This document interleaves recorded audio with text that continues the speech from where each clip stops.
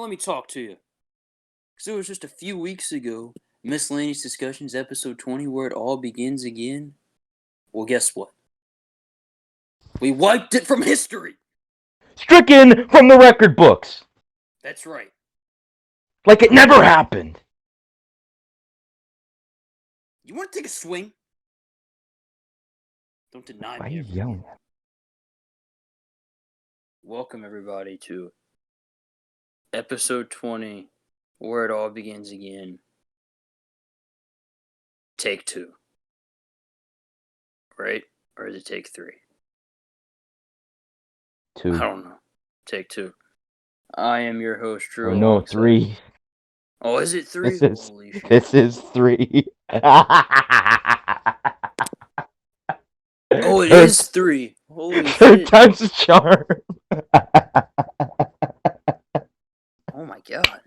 The lost episode, Drew. We have a lost episode now. Because that first one. Yeah. We have a lost episode. We might post that someday. And If either you or Sam still have it. I'm sure I could go up and find it, but I sent it to Sam. Yeah. We were just waiting on him, which, it doesn't matter now because I think the show is back on its legs. Yeah, we are back. Batteries recharged. Everyone back is good black. again. This show should go back to its regular weekly schedule. No.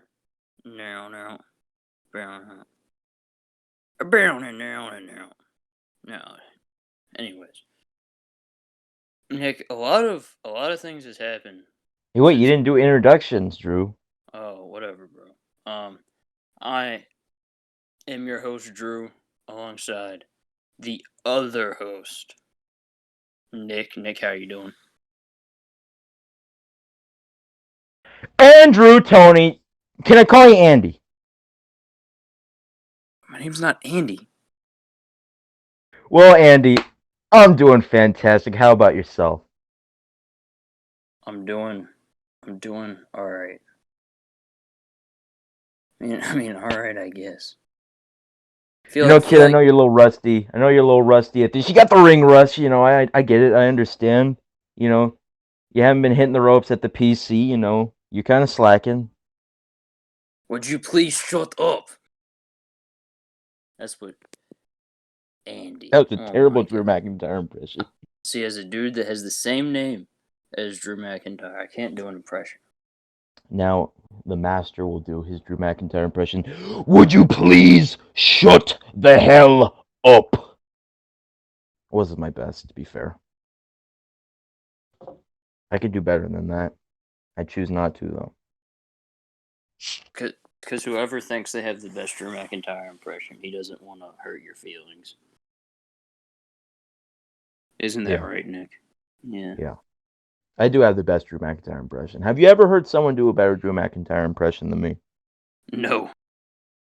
Yeah, I haven't heard anybody do a better impression about 90% of your impressions. Like, who are some that you and I both do that yours is better than almost all of mine, except for Chris Sabin.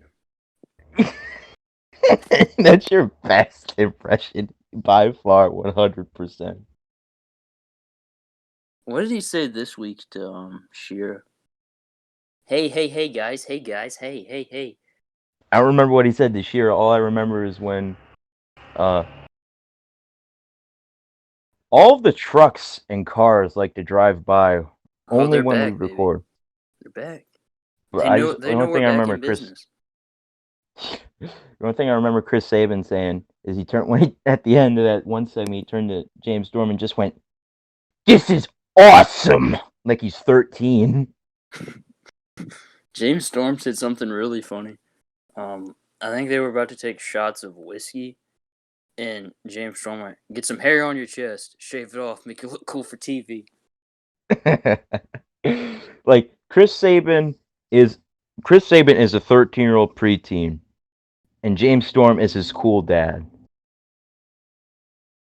I mean, they kind of look like it too. Like James Storm's a few inches taller. He's jacked now. He is jacked. What do you mean now? James Storm's Wait, always been pretty big. he's been pretty big, but now he's like, how do I say this? He always had a little bit of a big old gut ski on him. He doesn't have that much now. He's got it's the beer guts for the gimmick. Oh, you're right. My bad, bro. It's like Jericho always having to have fat guy heat. Yeah, but at least Jericho tries to put like, I don't know what he does. He like gets abs. Like he has like a schedule. I have abs on Monday, Wednesday, Friday, and then I get the big old gut ski whenever I want. No, it's he's in shape when he's a face. When he's a heel, oh, fat guy heat. Like name the last time Chris Jericho was in shape as a heel. Like 2013 when he came back and he was a face, great shape. What about dude? Even in 2008, he had fat guy. We watched the Slammies Yeah. and he had a gut. 2007, he comes back as a babyface. Not even a year later, big fat gut. It's like that dude tries. Because Benoit wasn't there to get him in shape. Come on. Jericho put that in his book. Like he was talking to Benoit when he was about to come back in 07. And Benoit was like, "Fuck yeah, man. We need guys like you back on the roster. I can't wait to get you in shape." Oh man. Oh man. Aw, shucks. God damn it. Oh man, I was about to make a joke there, but it would have been too wrong. Man, in hindsight's 2020, but maybe Jericho and Benoit would be PC coaches at the same time. That is my choice of where Chris Benoit would be today if he didn't die. Fighting with Hickenbottom about doing stuff on NXT. These guys should be taking this business seriously. Hickenbottom. I just want to book Austin Theory. I mean, that's what I'm fucking talking about, you idiots. Guys are no talent schmuck. We got guys like Kushida on this roster, not doing nothing. He puts his body on the line for this business. That motherfucker says, you got kids like MSK on this roster? What the fuck does MSK even stand for? We haven't figured that out, okay? God! I think it stands for the must-see kids. Please, God, let that be what it stands for. It is! I'm pretty sure. What if it doesn't stand for something? What if MSK is what if MSK is a thing and we just don't know what that thing is? MSK is a lifestyle. Please, I can see and hear that promo in my mind right now. Fucking Nash Carter saying that exact line. Man, MSK, that's a lifestyle, man, you know? It's on. I can hear it already. Monday Night Raw. You know how Ricochet is going to turn heel? Yes. MSK are going to come up to him. Yo, Ricochet, why you bald? Why are you asking a dumb question like that? Why you bald? Why you fat? Alright, bro. He has to look at Nash Carter like right in the eyes. Well, you can't shit on Desmond's. You can't shit on Wesley because that dude is he is toned Ripped. up. He is ripped. He's shredded. And Nash Carter's kind of, I don't want to call him like Jericho because like there are pictures of him with abs, and then he shows up on NXT like bloated. He's pudgy. Some dude say, "Can this dude please do sit-ups?" Tired of people shitting on Nash Carter. I don't even know what to call him anymore. Wesley, Zachary Wentz, Trey McGill. Yeah, just call him Trey McGill. Trey McGill, that fucking motherfucker. How dare he not want to move to Orlando? Asshole.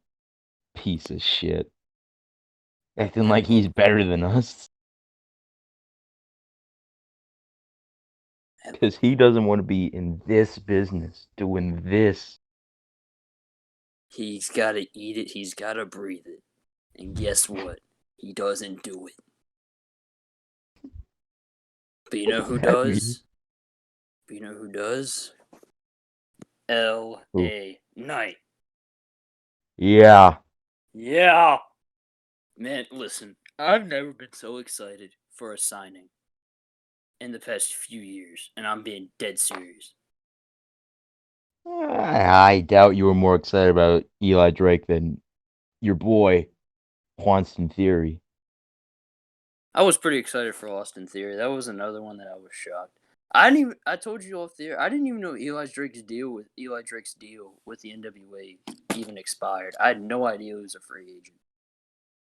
I have no idea what's going on with any NWA deal right now. That I didn't know motherfucker. fucking Thunder Rosa was still signed. Fucking Triple H went. All right, guys, we got 1 day on Eli Drake's deal. We gotta go get him now. Fucking The Hickenbottom. fuck you do still sitting here, move. He gets Wade Barrett in on the phone. Eli, I love it here. Yeah. This place is the bloody best. Who else? I think he said Cameron Grimes is someone who said it's much different now. He goes, Eli Drake, Cameron Grimes. Hey Trevor, what's up, man? No, it's Cameron Grimes. Look, Trev, it's just me and you talking. It's real life. I don't know who this Trev guy is. You're talking to the one, the only Cameron Grimes. Are you coming here or are you not? I mean, I guess I could. NXT is the place. Is be here or be square. Holy shit! I can hear him saying that. Fucking that motherfucker. Let me get Kushida on the phone. Eli, who the hell are you? Anyway, so Stephen Larson from Going in Raw brought this up. So obviously Cameron Grimes is gonna lose all of his money in a match to someone. No. Who do you think that will be? Who is somebody who's who would that be? The NXT mid card feels like it's very big, but there's so little faces, which is weird considering that the mid card champion is a heel. I'd say Kushida, but that's a little too predictable, don't you think? What would Kushida do with millions of dollars? Buy more jeans. Actually, please buy some more ring gear. Buy his contract out so he can go back to Japan. That too.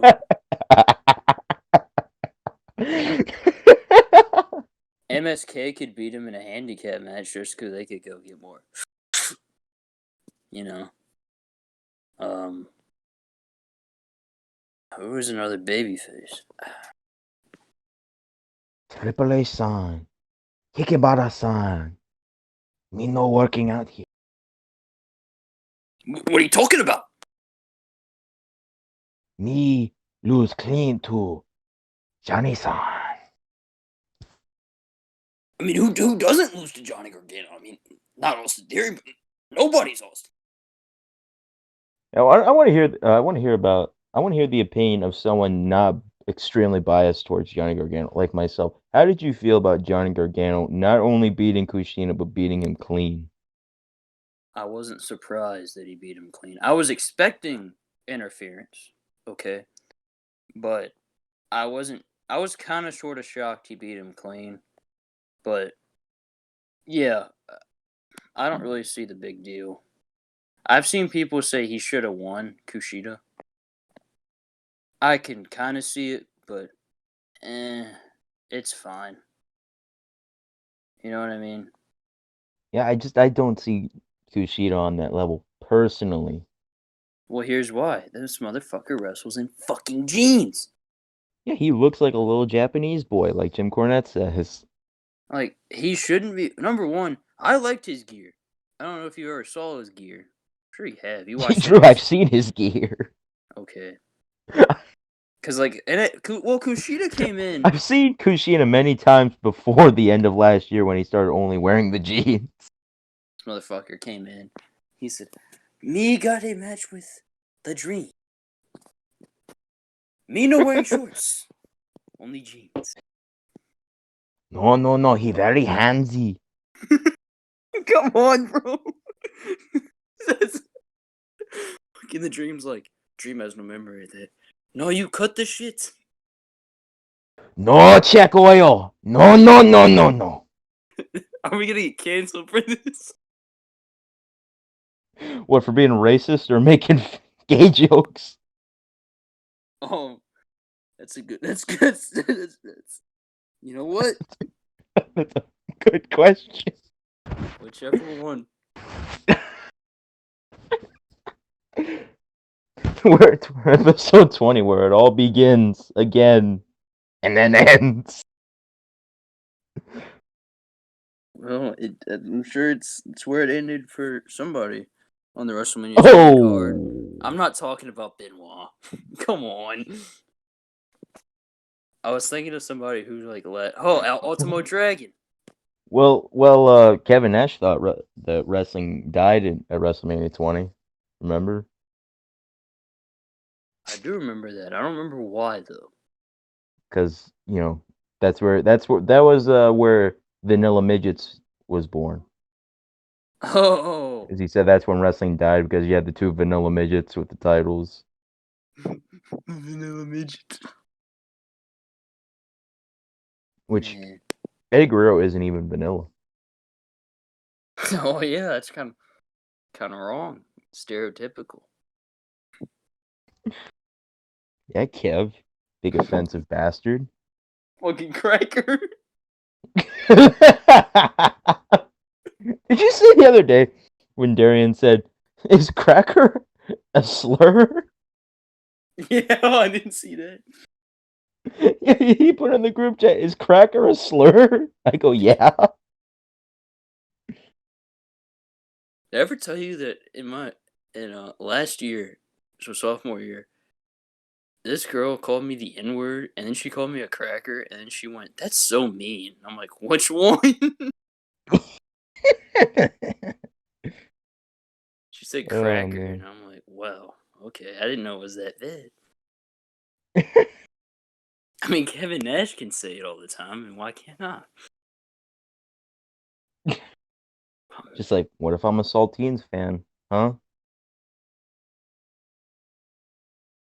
I don't know. That's your Drew, problem. favorite type of cracker? Oh man, you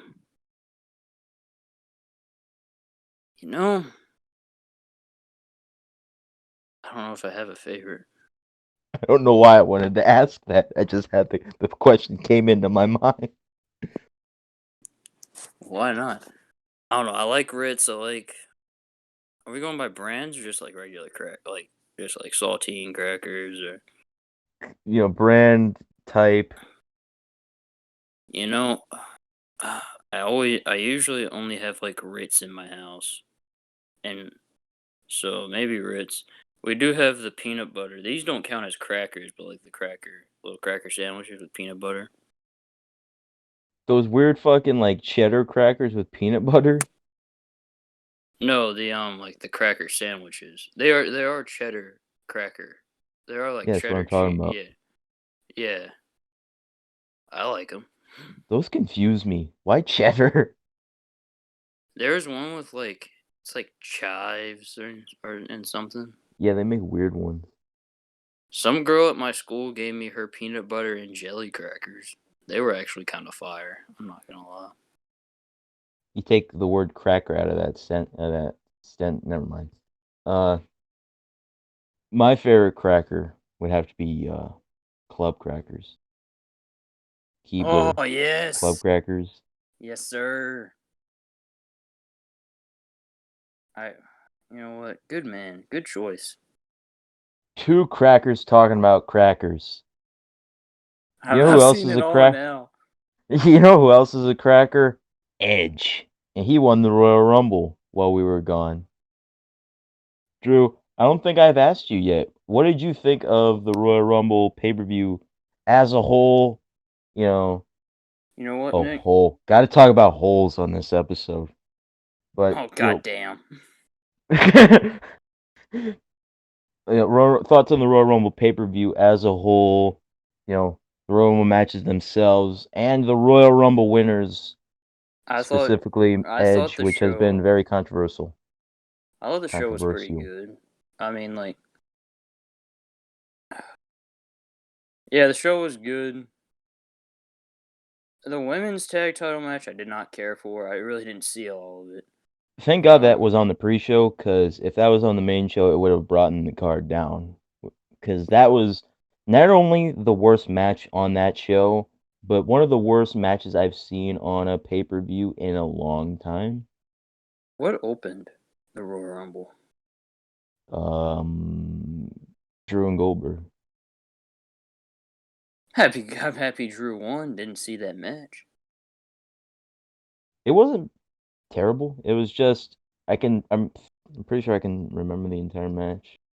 Like, I'm pretty sure I can tell you the entire Well, I'm match. pretty sure didn't Drew one of them hit a spear to start the match. So yeah, Drew hits him. So they're like staring each other down before the bell. Then Drew hits a spear on Goldberg. They go to the outside. Goldberg then spears McIntyre through the barricade. And then they get back in the ring. The bell rings. Spear, Claymore. Goldberg kicks out. Spear, jackhammer. Drew kicks out of the jackhammer. Goldberg's setting up for another spear. Claymore, another Claymore. Drew wins. I'm pretty sure that's how it went. And then and then Goldberg had trouble going to the back. I remember that. Oh, and Goldberg had swimming shorts on. Yeah. I popped so hard for that. I went, And this fucking old man. the match after this was Sasha and Carmella, right? Yeah, that was a good match. Not as good as their TLC match in my opinion, but still really good. I agree with you. I agree with you. I don't remember anything from this match, even though it was kind of a month ago. I don't remember a lot from this match. I really don't. What'd you think of the women's Royal Rumble? I actually really liked it. You know what's weird though, and I know this is like off topic. Well, it kind of isn't. Rhea Ripley was the runner-up, right? Yes. She hasn't been on TV since. Yeah, that's kind of weird. I'm pretty sure she was backstage one of these weeks since the Rumble. Oh, she got the She's priest treatment. Who would be like the female Kevin Owens? Sasha.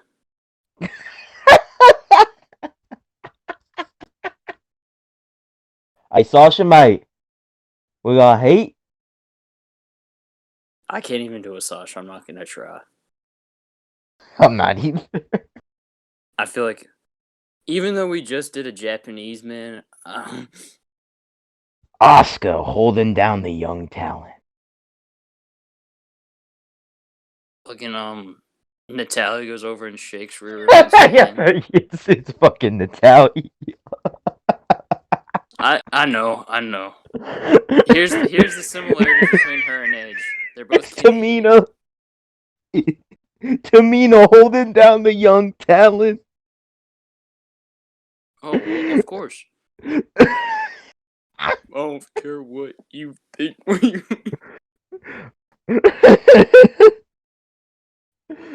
Oh god, I was popping so hard during Liv and Ruby versus Natalia and Tamina last night on SmackDown.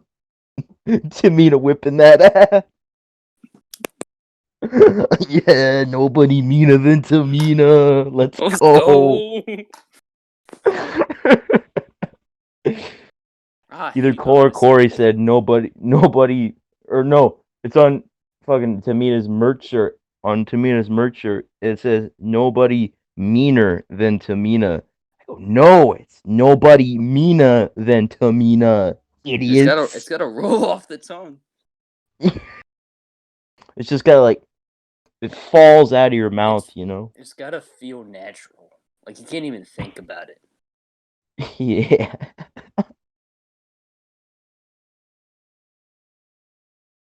Well, Oh man. who was in Yeah, this back to rumble? the women's rumble. Uh oh, another thing about Rhea, real quick. It's rumored that she might take Lacey Evans' place at Elimination Chamber. That'd be nice. Speaking of Lacey, we got so much to talk about here. We're gonna talk about everything that happened the past month, which is weird to think about. But just like the big stuff, and there has been quite a few big things that have happened while we were gone. Yeah. But yeah, women's Royal Rumble. Did you pop for Jillian Hall? No, but I think my dad started laughing at it. I popped for Jillian Hall. You know you want me.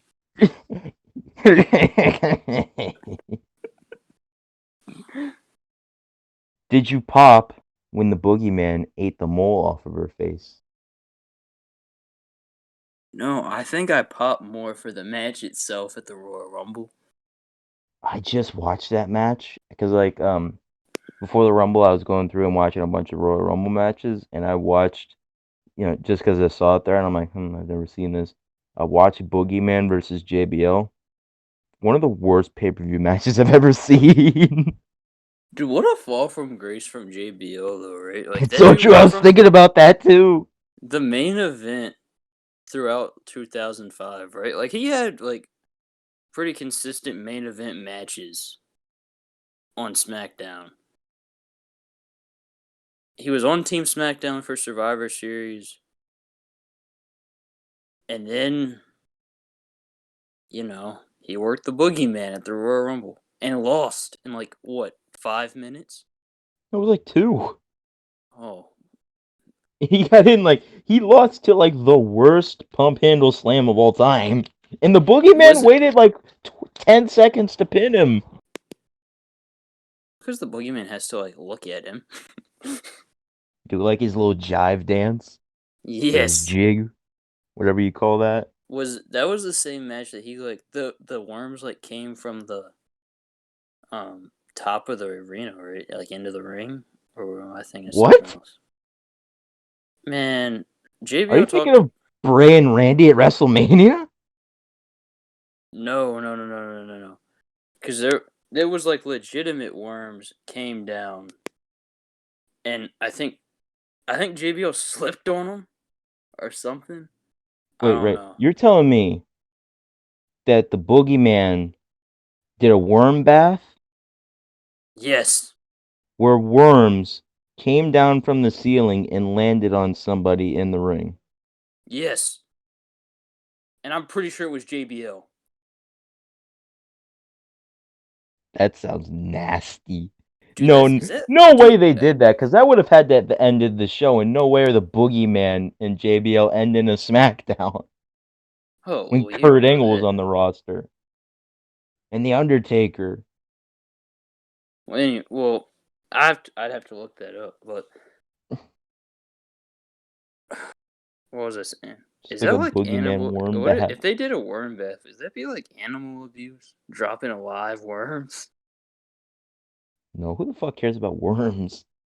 Hey man, That wouldn't it's be any true. worse than Boogeyman eating them. That is true as well. That dude probably did. Didn't he say he does shoot eat them? Live for the gimmick, bro. Bruce Pritchard talked about it on his podcast once that when they first started doing the boogeyman gimmick, like it was costing a lot of money because they were getting like these special like organic worms or something, and they were like really fucking expensive. And then someone eventually was like, "No, he's gonna eat like real worms. We can't keep spending this much money on fucking worms." I tried to listen to Bruce Prichard talk about No Mercy 2004 because that was just a rough card, and he was sitting there talking about stuff for like the first hour, and I'm like, "Are you gonna talk about the pay per view?" That's how all the Conrad shows work. They talk about shit that like before the pay per view for like an hour, then they talk about the actual show. Well, he was talking about somebody who died, and he was apparently gay. Hey, wait, So was this a modern something to wrestle with? it probably was. I didn't know. I've stopped listening to something to wrestle with How since many Bruce shows are Pritchard. Conrad Thompson on? Well, he's got something to wrestle with.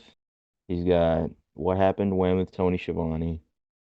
He's got 83 weeks with Eric Bischoff. He's got the Arn show with Arn Anderson. He's got the Kurt Angle show now. Holy shit! Him and Chris Hero have a podcast on Conrad's ad-free shows website. He also has Growing Up with JR. Oh yeah, and Grilling with JR. She's a bitch.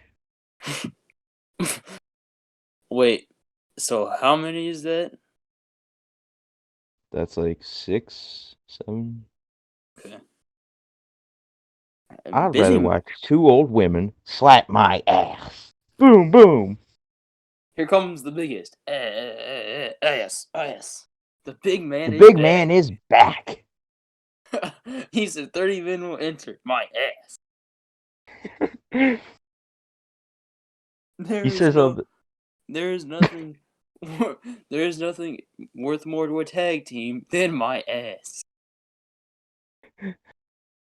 that's tougher than a chunk of my ass. Booker T is an idiot. It's not the rock bottom. It's my ass. Gene Okerlund is always in my ass. That's a little Oh, weird. oh my god. Did you watch that dude's impersonation of JR watching Two Girls One Cup? Oh no, I forgot to watch that. I did watch him commentating Jericho's return. Who was it? Who was it? Goldberg. Goldberg. Who is it? Is it Goldberg? He said, the code. Randy Orton's in the ring. The code. I can't break the damn code, King. Y2J, Dean Malenko, Owen Hart, Arn Anderson. Who the hell is it?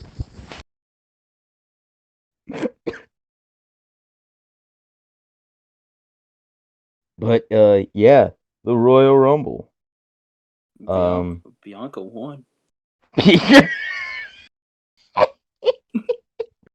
Was there any other moments from the Royal Rumble from the women's Royal Rumble match that you enjoyed? I think of stuff. Didn't like Charlotte and Lacey Evans do stuff outside of the ring? Yeah, it was very stupid and terrible. Man, Just like that entire feud. good thing that's in the past now. Congratulations to Lacey Evans and her husband, by the way.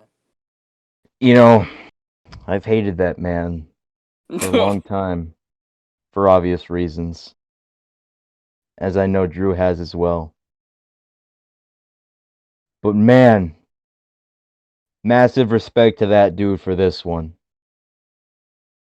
He said, listen, sweetheart, what you're doing on TV is really rotten, so I'm just gonna knock you up and you can stay here. I Hell, can't kill. maybe you be a stay-at-home mom. Just screw that wrestling thing.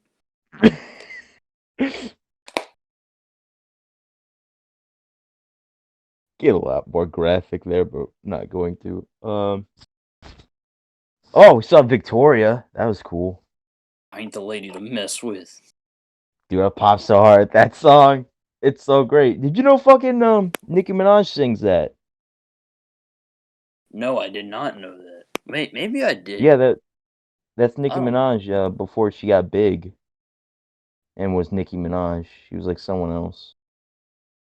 That's I mean, not a big Nicki Minaj fan. That's kind of cool though. Like claim to Yeah, before fame, you know. learned about that in her interview with Chris Van Vliet, where I also learned that Roderick Strong came up with her finisher. Dude, what a genius. Little 14-year-old Roderick Strong. Hi, Victoria. My name's Roderick Strong. I came up with your finisher. Of course I remember you. No, you don't. I almost did my Tony Khan impression there for Young Roddy. It would have been so disrespectful. Speaking of Young Roddy, Young Rock. Young Rod, please, Dude, please, someone make that. as Drew, Roddy you could Strong. play Teenage Roderick Strong. Dude, I could. Yo! That's my claim to fame. Hickenbottom has to do the casting for some reason. He calls you. He's like, Mr. Hickenbottom, sir, it would be an honor. To be teenage Roderick Strong. Well, I mean, nobody else is auditioning. Go ahead. No one else cares. So what is this gonna air on? We don't even know if it's gonna air yet. Big Peacock exclusive. It will be on Peacock. Roderick Strong goes, bro, when I was a kid, the kids always made fun of me. And it just cuts to me getting bullied.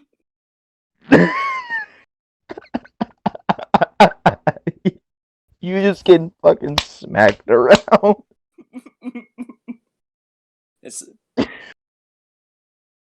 How awkward would you feel having to recreate Roderick Strong's parents fucking Oh my fighting god. and Roddy's mom shooting his dad? Oh god. Was Roddy home? I don't think he ever said that. I don't remember. Either way, I'm gonna have to be on fucking set to see that shit. Drew, we want you to look. Why?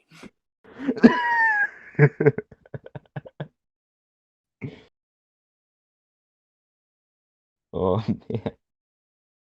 Sad Roddy, crying Roddy. Sad Roddy makes me kind of uncomfortable. I don't think we've ever seen sad Johnny. I don't think John Gargano's ever cried. You know why? Because John Gargano's not a little bitch like young Roddy. Well, when he probably talked about how fat he was, he probably cried. Just a fat, awkward teenage kid. Yeah, you can play young Rod and I'll play young John. That'd be the big presidential battle.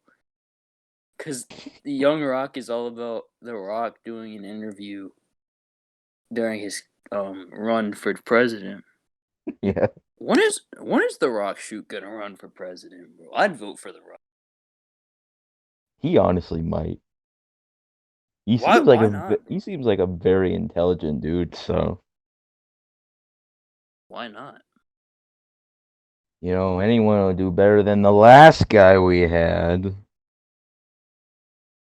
I think that's what Jim Cornette said too when he was reviewing the show. Fucking AJ I Styles, The Rock is the biggest third party candidate of all time.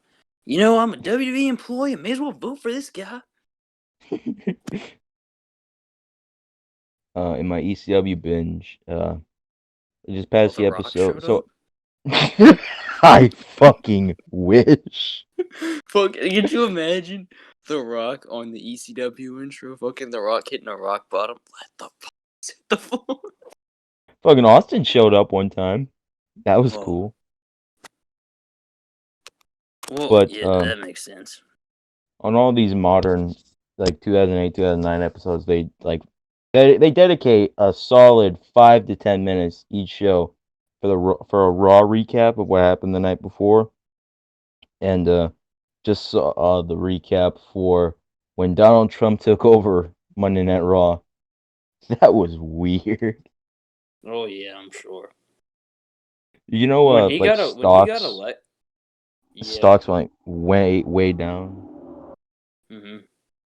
Because they made like a press release, like acting like it was a shoot thing, and then stocks went way down. Man, I was gonna say. Oh, when he got elected, me and Dustin kept talking about all day how he was the WWE Hall of Famer. All day, we were like, dude, a WWE Hall of Famer is gonna be our next president. I can't hear all day and not think about Austin Theory. All day. All day. Dude, that dude's so weird on Instagram. I never understand his stories. He is a weird man. That one you sent me, I think it was yesterday, with the Hey, fucking bro. alien and the Hey, bro, can you pillow. pass the pillow? Dude, can you pass the pillow? And he just throws it at him. Why does he have? See, we shouldn't talk because we have figures, but that dude has like a lot of like weird stuff. Like he has a Well, sarcophagus in his living the Iron, room. the Iron Man helmet. The Iron Man helmet. The Iron Man helmet's cool though. Well, the Iron Man helmet was a gift from Hickenbottom. Don't even worry about it. Welcome to the team.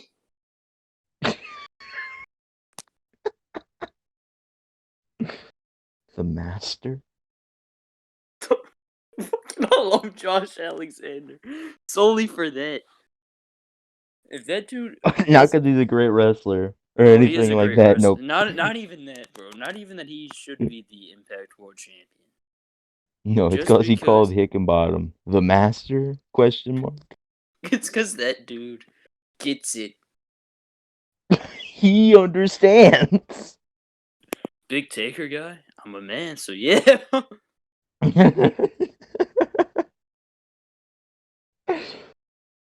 Oh man. There's one more match we have to talk about for the men's rumble though. What would you think? So overall, women's Royal Rumble. Me I thought, personally, I thought it was amazing. yeah, In my opinion, best women's Rumble so far. Would you agree? Disagree? I agree with you. I'm so happy Bianca won. Uh, her post-match interview was great. Very emotional. The video of of her parents freaking out over it, and then her dad breaking the fucking couch was funny. Hey man, with her getting that big Royal Rumble money, I'm sure it'll be. Ain't nothing but a thing. Yeah, it's all right, bro. It's on me. She didn't call her dad bro, I'm sure, but you know. And Holmes. then, And you know I love you, Holmes. hey, Dad, you know I love you, man. Give me the number, Eddie. What? What number? Hey, come on, you know I love you, Holmes. Eddie. What? My wallet? What did Triple H say? And Eddie went, "Oh, that's clever, Holmes." He said, give up the number, jumping bean. Well, that's clever, Holmes. Man, you know I love you, man. What Come about on, you know I love you, Holmes. Okay, Roman now you're Reigns? scaring me, Holmes. What about Roman Reigns running over Kevin Owens, committing fucking attempted murder? Oh, fucking. That was amazing. That whole entire match was amazing, but was honestly ruined by that rotten finish. By that rotten botched finish. Fucking Paul Heyman, that fucking incompetent fuck, can't even unlock a pair of handcuffs.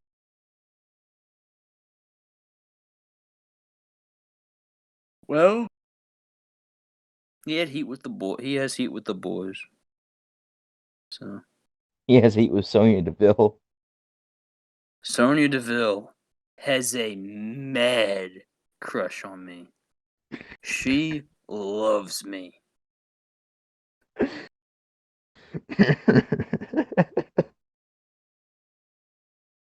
Oh man, Paul Heyman is so funny on Talking Smack. I've said this multiple times before, but he is so funny on Talking Smack. Daniel Bryan came up last week on Talking Smack, came up to him, smacked him on the back real hard. He did the jump like he did with Otis, and he goes, "Oh God!" Well, that Otis stuff's not gonna happen anymore. Daniel Bryan say, "You want me to get Otis back here? Show you his hips?" Paul Heyman, "God no, no, God no." Was Cesaro with him, or was that this week? No, that was last week. Cause Cesaro, big baby face, huh? Fucking this week on Talking Smack, Apollo opened the show. He was there for like 5 minutes, didn't say a word. Reginald was there. Oh hell yeah! Reginald on Talking Smack debuted. This motherfucker now, he has a Titantron, a theme, and a last name. Holy shit, bro! Reginald, dude, what? This is leading to Reginald getting a big break. Big IC champion. Well, I wouldn't go that far. Wasn't he in the circus? Isn't that his background? Yeah. It's weird. Shoot, Carney. Motherfucker should be at cardio. But Call me a yeah. Carney, a liar. Wanna call me a fucking liar on a carny? Let me tell you something. I never Yo, said you're gonna. Austin Aries was.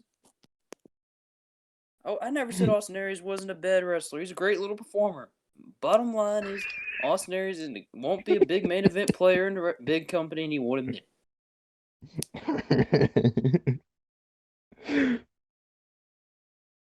My dick can't get hard. it. You know what, Cornet? I took a bump a few months ago, and since then my dick hasn't gotten hard. Brian last went, oh come on. Nah, you know what? Because I've never heard that. Oh First of all, man. I haven't thought about Austin Aries in a while. In a while.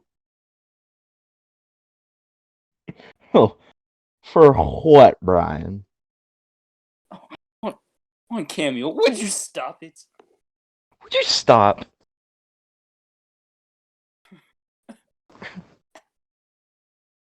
Oh man. I wonder what Sonny Kiss charges. Oh, for what? How much you think Sonny Kiss charges? Oh, for what, Brian? For Cameo. Would you stop? Brian last sounded legitimately annoyed.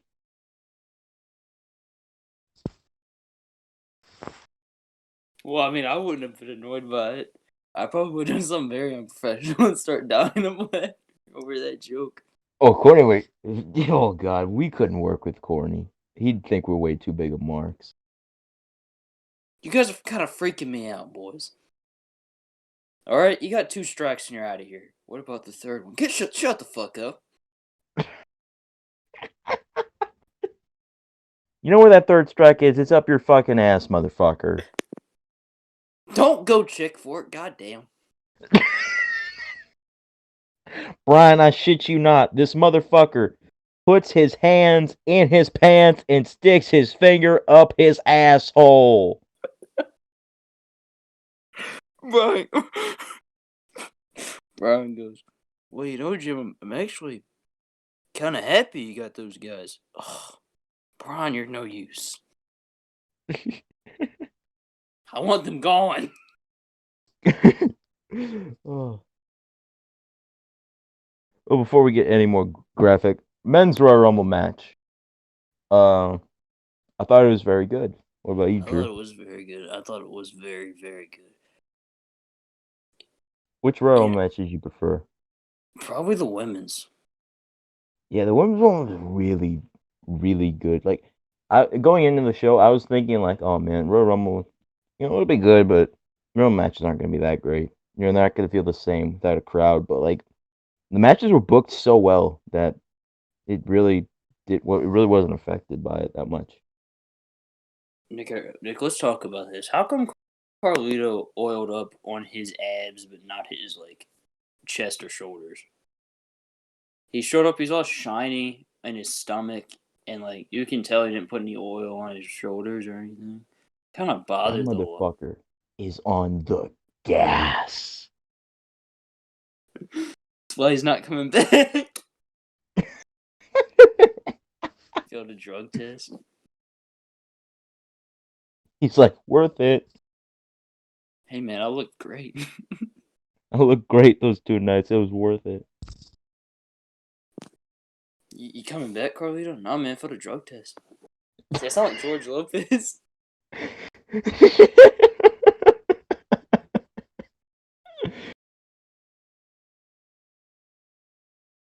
For Oh, the drug test, I was like, what? I kind of hope Carlito. I don't kind of. I hope he does come back, bro. For real. I I don't mean, I even. do too, but like, I'm not like begging for him to come back. Yeah. I could live without him in WWE. I don't know what the fuck he'd do. I feel like he would just be placed in the Jeff Hardy position. Yeah, except he's like, not former WWE champion Jeff Hardy. Yeah, like he'll be the new Matt Hardy. How about that? Well, unless you're, I don't know. I was gonna say something about Matt Hardy not wanting to be about not wanting to be that guy, but I can't Were you really gonna say I say? blame him. Were you gonna say something about Matt Hardy being a former ECW champion of the world? Yes. No, it wasn't. But thank you for bringing that up. I popped so hard when Miz said that this week. I'm like, yes, justice for ECW. Man, Even though John Morrison honestly wasn't that great of a champion. it probably He bothers had more. It probably bothers Morrison why he was champion. I'm just saying. It has to bother him. he had like, what was it? I think three title defenses during his entire reign, and they were all against CM Punk. And then Punk won it from him. Yeah, Punk won. So he beat Punk at Night Champions to win the belt, beat him again at Great American Bash, and then beat him again at SummerSlam. And then 2 weeks after SummerSlam, Punk won against John Morrison. And that dastardly Armando Estrada said if Punk didn't win that match, he would never get another shot. Then Punk won. And Punk worked Big Daddy V at No Mercy. Yeah, when that match was a minute long and ended in DQ. And Taz and Joey Styles literally said on commentary, why would Matt Striker do that? They're literally on commentary saying, why would he do that? This doesn't make any sense. I don't understand. I've never seen that match. All I Oh, it's know not. is It's terrible. John Cena was supposed to work Randy Orton, Mm-hmm. and then Triple Mm-hmm. H ended up pulling double duty, right? Triple duty. Triple. Oh my god. Yeah, he worked. Putting the Started. Triple H in literacy. Winter. Clever. Oh, well, that's clever, Holmes. But so the start of the show, Vince comes out and just gives Orton the belt. Then Triple H and him have a match, and Trips wins the belt from him. Then Whoa. then him and Umaga have a match because they were scheduled to have a match. Right, that Like at blood feud. yeah. Talk you are so in love with the SmackDown mid card. Let's not forget about the Raw mid card, all right? But then him and Umaga have a match, and Trips retains the belt. Then in the main event, Trips and Orton have another match. I'm pretty sure it was the last man standing match. Either the match with Umaga or the second match with Orton. One of them was the last man standing match. I'm pretty sure the match with Umaga was a stipulation match as well. But Orton beats him in the main event.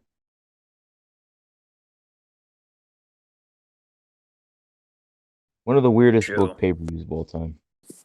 What a show, bro. Ball. Need you to pull triple duty tonight, pal. What's in it for me? We'll put the belt on you for a few hours. All right, you got a deal. Triple H probably didn't care. He's like, this is one more title, you know. On the road to 16. Yes, sir. Thank you. But Also on that pay-per-view, by the way, was Batista and the Great Khali Punjabi Prison match. Thank you for reminding me of that too. In a big stretcher match, right? Rey Mysterio and Finlay. No, that was Cyber Sunday. Well, Ray and Finlay worked at No Mercy, right? I think. What a weird time to be a wrestling fan. Probably a bad time too. Probably.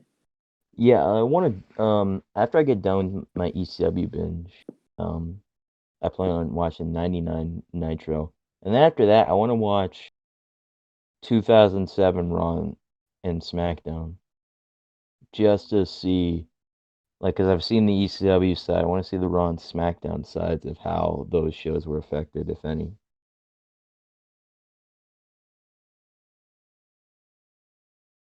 I don't But know. back to the Royal Rumble.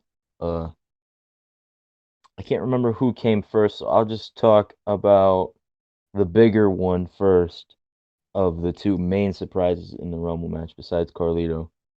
Um, you know, buzzer. It was going 3, 2, 1. Go! If you close your eyes, na na na na na. Is that how you sing it? I'll never heal. Yeah, You know the Christian lyrics to came that back, song? baby. 'Cause I Not don't. all of them. Yeah, Christian came back. Fuck yeah! Edge was You know, crying. Riddle was like, bruh. I didn't understand why he had that weird vest on though. That was weird. Because Christian's never worn that ever in his entire career. Why not change it up, I guess? You should have had the jumpsuit, you know? Oh, yeah. Did you like those? They're alright. Did you? Brought that back at Mania 25 on an ECW. He stopped wearing it for a couple weeks, but then randomly on the one I just watched, he brought it back in a random match with Zack Ryder. He said, listen, Zach, just for you, I'll wear the jumpsuit. Or no, it might have been Kozlov. Oh, bigger. Kozlov. Kozlov is so terrible. It's unbelievable. No talent. Can you think of a single positive attribute about Vladimir Kozlov? Latino stupid boy. That's it. Yeah, bring yes, stupid bull. There's a reason why he went from SmackDown, getting a WWE title match. Pretty sure, didn't he manhandle The Undertaker? Yeah, beat the shit out of The Undertaker, pinned The Undertaker clean in one match. Yeah, and then goes to ECW. Yeah. He was big main eventer on SmackDown. Then, on the pay-per-view poster for No Way Out 2009, in the WWE title elimination chamber, then doesn't get a WrestleMania match, then gets drafted to ECW, and just spiraling down from there. Remember when him and Santino were a tag team? I enjoyed that. I'm not even gonna lie, I enjoyed that. He was good in I that. did too. Remember? I don't know if you remember this, but I'm pretty sure it was around the same time. Tamina and Santino had some weird romance angle. Yeah, That was because weird. Kozlov and Santino were feuding with the Usos. Oh, well, that makes a lot more sense. Yeah, and then Tamina defected from the Usos to be with Santino. That's Santino home. got all the pussy, man. Dude, I mean, Beth Phoenix, Tamina. All the muscly chicks. Hey, man. Some Santino pussy's has a better than type. none. Yeah, man. I respect it. You know what? Stay to it. Speaking of Beth Phoenix, how did you feel about her acting like she was in MSK this week? That was so funny. The nerve! The audacity! Beth Phoenix, it's like no in between. She's either annoying or charming. Which when she was her with MSK was honestly charming. Her own commentary was weird. She was like trying to say some like hip stuff. Or what's hip today, I Oh, guess. she's terrible in commentary. She's And my I least favorite hate commentator. and I hate that. You know, my favorite commentator on NXT is by far Wade Barrett. There's he's like Vic Joseph's like whatever. Like you hate Vic Joseph. I don't really care anymore. And It's like Beth Wade Barrett's Phoenix. theme song. I just don't care anymore. How many I dude, don't that dude had care so many anymore. themes for no He reason. did. For no reason whatsoever. He had He so had a many new theme themes. like every year. I'm afraid I've got some bad news. God save our queen. That was my favorite. I want that dude. If Regal ever retires, right? Which he probably will, and they need a new GM, I want it to be Wade Barrett. Oh yeah. That'd be amazing. That'd be perfect. And I want him to go, Roderick Strong, I'm afraid I've got some bad news. You're going up to main event. Oh, I'm gonna main event? No. Main event the show. Oh no! That's how the show ends. It's like Dreamer screaming no when Bravo got shot. No, No! but it's all monotone because it's Roddy. No. Fucking Kyle O'Reilly's like out cold for no reason. Adam Cole beat him up again. Dude, fucking Roddy, that whole episode of NXT, I'm just like, poor Roddy. I was like, fuck you, Roddy. And Roddy's like, why? Roddy was like on the verge of tears. Literal tears. I didn't do anything. You're like Josh from Merry Christmas, Drake and Josh when he got arrested. At his mugshot. I didn't do anything. Shut up. Is Roderick Ah! Strong also gonna almost get raped by a black man in prison? And then have to teach him magic tricks. That movie was so weird.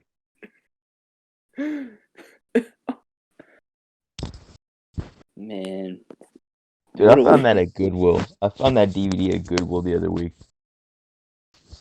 My cousin was talking to me about how bad that movie was, and I was just kind of like, I don't know, man. I thought it was okay. Well, I haven't seen it since I was like 8. So, I've seen it. I saw it like a couple years ago, and I thought it was whatever, you know. It's definitely not. I would never think it's better than the Drake and Josh series. yeah, my mom, she was looking through the DVDs and she goes, "Oh, Drake and Josh." I go, "Wait, what? Really?" She's like, "Yeah, Drake and Josh, the Christmas special." I'm like, "Oh, never mind. Put it back." How much do you think Drake and Josh, like the whole series, is going for these days? Probably like, I don't know actually. I can look on Amazon right now. Probably like $40. Yeah, I'm guessing either somewhere in the range between 30 and 50, I'm guessing. But yeah, Christian, awesome to see him back. So Christian to Drake and Josh. they got to do Big E versus Christian at WrestleMania, right? Like they have to. Yeah, but it's weird. Like there's certain like Rumble returns that just haven't gone anywhere yet, and I like Rhea, like we said, Christian. That's it, right? Carlito didn't go anywhere. Yeah. The Hurricane, he's backstage, so I guess it led to there. He was. Yeah. Vince said, "Listen, pal, you don't got it anymore." Listen, you're old. You're beat up. You just don't have it in you. Sanjay Dutt's like, "Please, sir, can I be on 205? Who the hell are you?" Listen, little buddy, the adults are talking here. Look, and he's like The Rock when he thought Owen Saga was a Make-A-Wish kid. Goes up to Joseph Park. I think Vince thinks I'm a Make-A-Wish kid. It's like, what do you want me to do about it? Well, Drake and Josh doesn't have a complete series set. Damn, are you serious? The disrespect. But season 1 or volume 1, whatever, goes for $28 on Amazon. Well, I personally think Drake and Josh got better in like the last couple seasons. I thought you can get the best of season 1 and seasons 1 and 2 for 25. When Josh started losing the weight, I guess. I don't even mean that as a mean thing, bro. Just like the show got funnier for some reason, like around that time. I'm not mad. I'm done. What do you mean? I don't want anything to do with you anymore. What, are you gonna move out? No, this is my house that I live in. This is the house that I live in and the business that I love and that I'm in and that I love. I mean, I guess we'll be roommates till the day I leave for college, but that's all we'll be. It's roommates. Done with you. But we got to talk about Kevin Owens' least favorite Royal Rumble appearance ever. Oh yeah, Kevin, dun dun dun. like Kevin Owens is backstage, fuming. But he's trying to hide it, you know. Right, because he already has heat for it. Yeah, he already has heat for it. He's trying to act like it's not there, you know. Yeah. Like on the outside, he's like, "There's nothing going on. There's no heat. There's no heat." But on the inside, he's like, "Fucking hate that prick." Bro, Murphy's probably sitting there beside him, like, bro, hate this guy? No, Murphy's just sitting there looking at Kevin like, "Oh yeah, man, you got a lot of problems going on. My heart bleeds for you." Fucking Aleister Black's there for some reason. Everyone's like, dude, why are you even showing up, man? Wait, you still work here? Yes. It keeps the eye patch, it keeps the contact in and everything. It keeps like eye looking all dark. They're like, dude, we're backstage. You can take it off. You got to be working the gimmick all the time, trying to impress Vince. Oh, I think that ship has sailed. Don't say that. But yeah, Kevin Owens' least favorite Royal Rumble appearance of all time. Apparently, Bad Bunny shoot friend, bro. That's what so Priest cool. says. Yeah. Priest shoot Bad Bunny shoot friend Damian Priest. Yeah, David Priest showed up in the Royal Rumble. I popped, obviously. Everyone was expecting it though. Everybody was like, "Oh, this dude's gonna get killed by Karrion Kross, and he's gonna be in the Rumble, and he's gonna be on Raw." All in the span of like a month. And guess Real what? quick, I gotta mention this real quick. You bringing up Karrion Kross. This has been on my mind, and I've been waiting to tell you this. Save it for the podcast. As I wait for that car to drive by, that's out at 1 in the fucking morning, asshole. But never mind. But so obviously, Karrion Kross, Santos Escobar are feuding right now in NXT. You said it. My two least favorite guys in NXT feuding. What do you like, Kross now? I'll be damned. This feud, them feuding with each other, has made me not hate them anymore.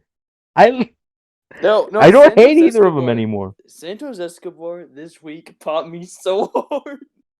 When he got out of the car and just got back in. He said, "You know what I'm gonna do? Go home." Go home. And Karrion Kross, he got a great promo on Santos. I really like that. This may not be appropriate for the podcast, but have you realized every time Karrion Kross talks about being violent, Scarlett Bordeaux bite her lip and close her eyes? I'm like, Hey, you know different what? strokes for different folks, all right? Yeah, man, whatever you're into. All right. What do you mean that might not be appropriate for the podcast? I say you stuck your finger up your ass like an hour ago. Not even, maybe 25 minutes ago. About 30 to 25 minutes ago. But who else made a oh, I already mentioned it, Hurricane. Yeah. Apparently the Hurricane replaced main event Jey Uso, and the Undertaker went, "Why God, why? Why do you hate me so much?" Sinner.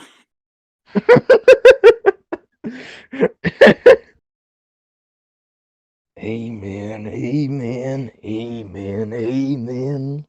Hallelujah. Going through you. Is it because I wrote a song with Jey Uso? Yeah, which do you prefer, the Taker version of the Elias song or the one with main event Jey Uso? The one with main event Jey Uso.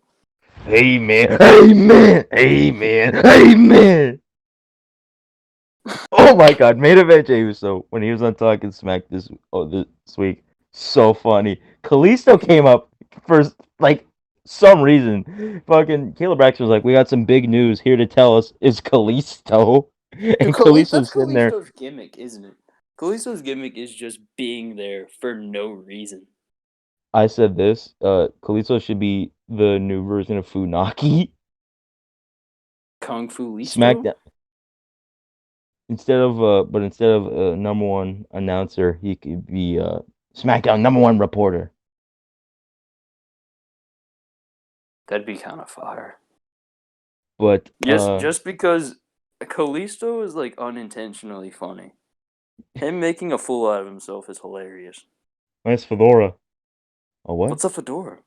The hat you're wearing. Oh man, I really hope that wasn't scripted. I don't think it was. Hey man, you need to get through. But Kalisto, he sits next to Paul Heyman. He goes, "Paul, I'm ready to talk," and I pop so hard. Like he's ready to talk. Like, Paul, I'm ready to allow you to let me join the Hurt Business. Not the Hurt Business. The Roman Reigns Empire. What if Kalisto joined and unmasked, bro? Oh. And then Paul Heyman's sitting there laughing, and then main event Jey Uso comes up. He's like, "Hola, Holmes." Did he really? No, he didn't. No, he didn't say "Hola, but he said "Hola, Holmes," and he was generic Spanish words. And he's like, "Hey, this is talking smack, but it's about to turn into walking smack. Get your ass walking, oos. Get your ass walking off this set, oos." Fucking love Jey Uso. You can tell, like, his delivery is so good because he delivers it like so unbelievably perfect. Because like he's delivering Got it so you. intense. He delivers his lines so intense, but in a way that you can tell that he knows it's bullshit. He's just putting this on as an act to try and please Roman Reigns, you know? Yeah. Like he's so good. It's like it reminds me of like Seth Rollins, you know, when he's the Messiah and he's doing the Messiah shtick, and like you can tell that he knows it's bullshit, but he's doing it so well that it comes off like it's like you can tell that it's bullshit, but he's doing it so well that you know it's not bullshit, but you can see behind it that it is bullshit. Like it's so hard to explain, you know? Yeah. But it's just so good and perfect. Get your ass walking, Moose. Walk and smack. Fucking Taker saw that and went, yes! Get out of here. Yes, that is perfect. He's sitting there on a phone call with Rikishi. I got no problem with this at all, man. I mean, you raised one hell of a son.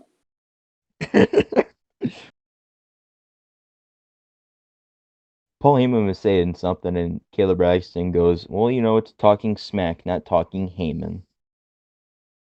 And I wish it was. Caleb Braxton hates Paul Heyman. Dude, their chemistry is so fire. Fucking love this shit, bro. I love it, Oos. But once again, getting back to the Royal Rumble. So what did you think of Edge winning? Wasn't my prediction, as you know. I was like writing up and down. Same thing with last year with Roman. I thought Bryan had this like in the bag, kinda. I say kinda because the Rumble was still unpredictable. Yeah. And I knew Edge Oh, was a possibility, but I didn't yeah. think Edge was gonna win. You know what I mean? But Yeah, I thought Edge was I've like a distant possibility. I'm pretty sure I picked Edge as my dark horse pick. I can't remember. But I I'm think pretty you sure Edge did. was my dark horse pick. Yeah. Wasn't my I knew who my dark horse pick was, and you weren't even in the match.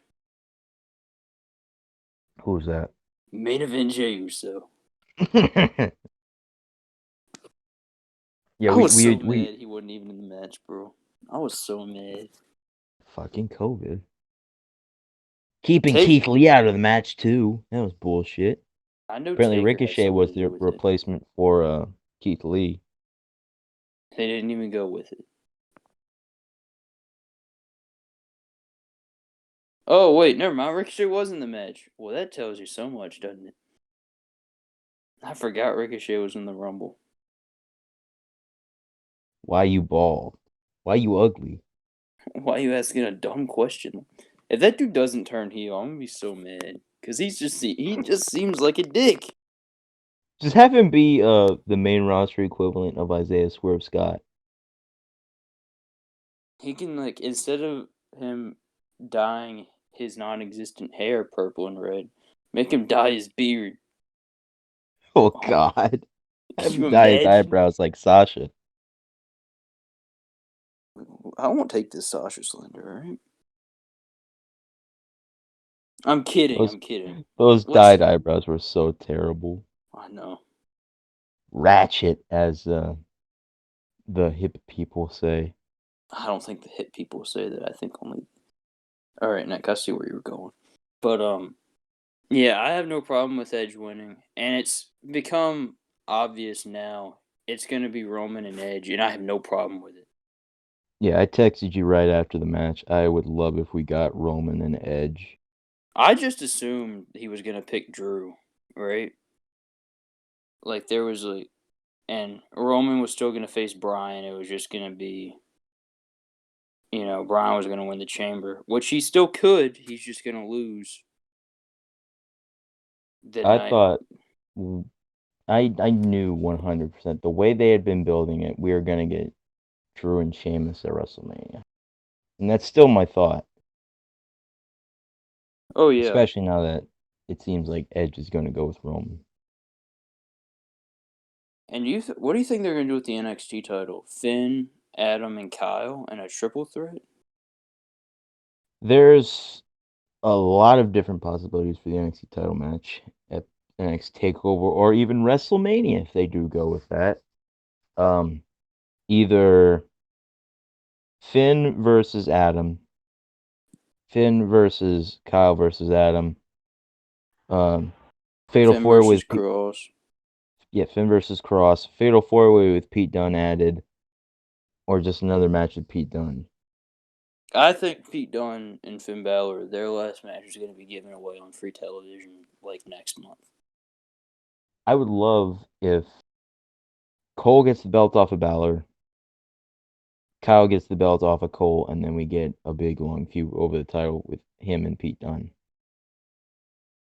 Because like that's what I want in the NXT main event. Like, no offense to Finn Balor, but I'm kind of sick of him as champion and in the main event already. I love him. He's great, but I want to see new guys. And Kyle and Pete Dunne is that. And they go out there anytime they're in the ring together. Magic. Absolute magic. And I want to see an Adam Cole, Johnny Gargano style rivalry with them.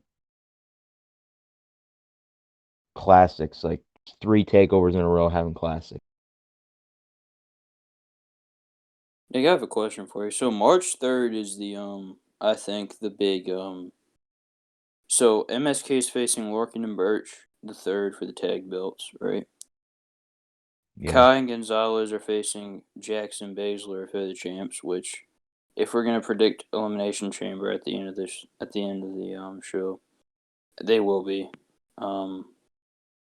You think they're gonna do Balor and Dunn again on that episode and just have like it be like a champions night or Well, that something? episode, I just learned this the other day. That episode is going to be opposing the Shaq Cody tag match, Yeah. which is why they're doing the title matches. So they might, I don't know why. What's your blonde hair? Look like a little girl. Fucking Red Velvet. I'm going to stir your bitch ass up. What does that mean? Saying you're gonna stir somebody's ass up sounds like some dirty talk, though. That ain't right. Oh, I don't want to talk. I'm done talking about that company already. Ugh, terrible. I'm not As a going to talk matter of about it. fact, how about March? Let's do it in March. If you ain't got nothing nice to say, don't say nothing at all. You know, Drew. You know what I mean. Oh, is it because of the barbed wire exploding barbed wire death match? Yes, that's all I will say. Okay. You got nothing to say. If you don't got nothing nice to say, don't say nothing at all. Kiss my grits. Tony Khan can kiss my grits. Tony, you want me to believe you're the Forbidden Door? Kiss my grits. Oh man. But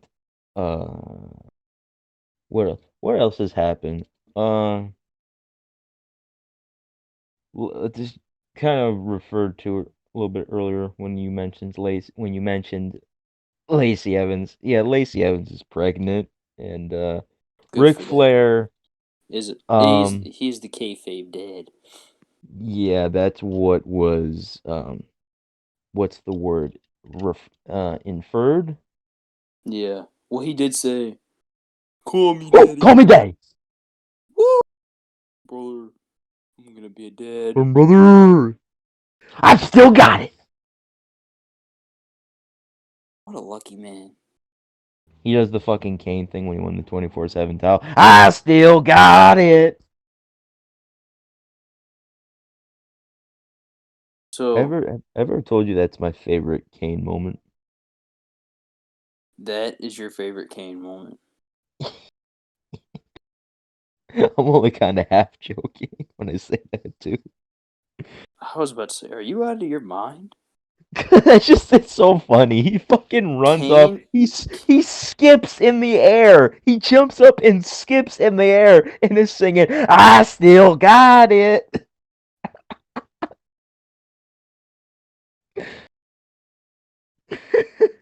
Kane said a 38-year-old Damian Priest had a ton of potential. Well, actually, that's not my favorite Kane moment. That's my favorite Mayor Glenn Jacobs moment. My favorite Kane moment Because might be when he isn't that crashed Edge and isn't Lita's that wedding, and he tombstoned the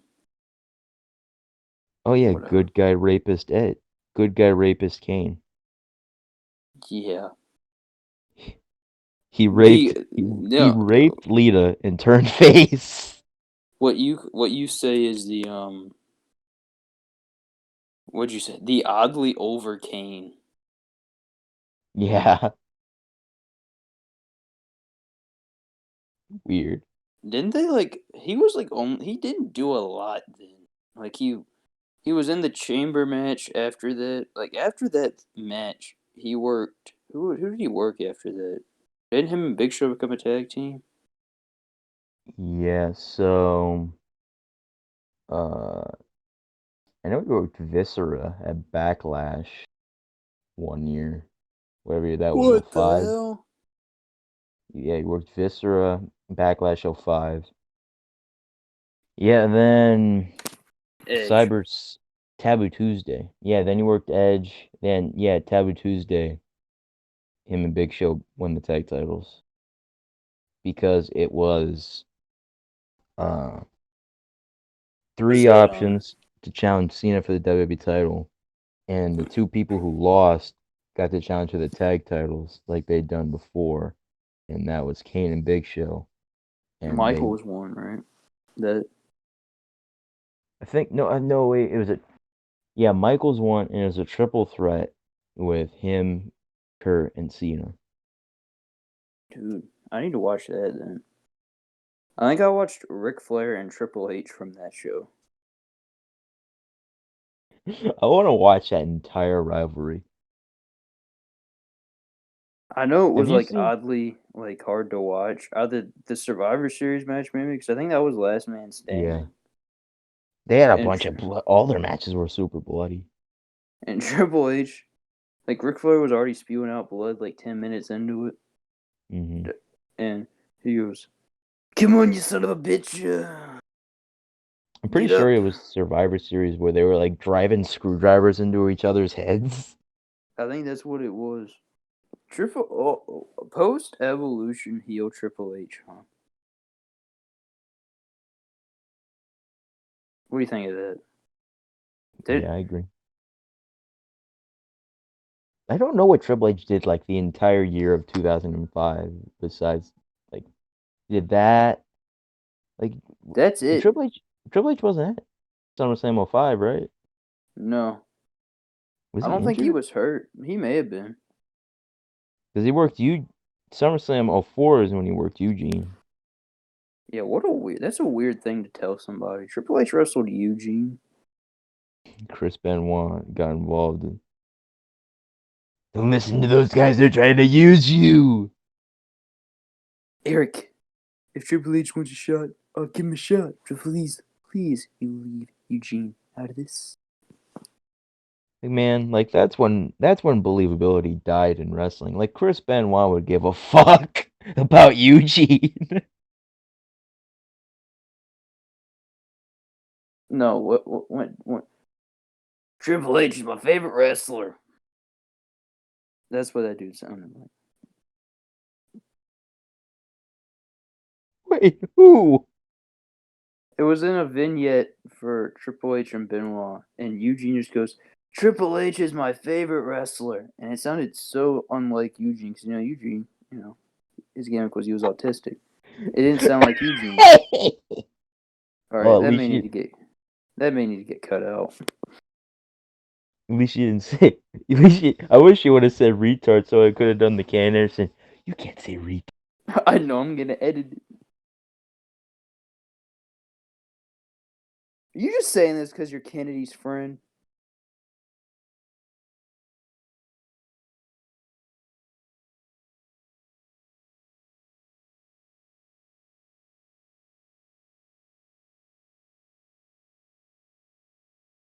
Oh, oh.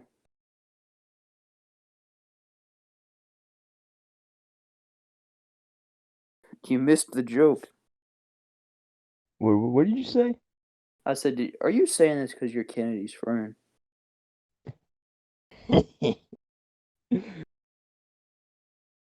Oh I think man, they like each other again.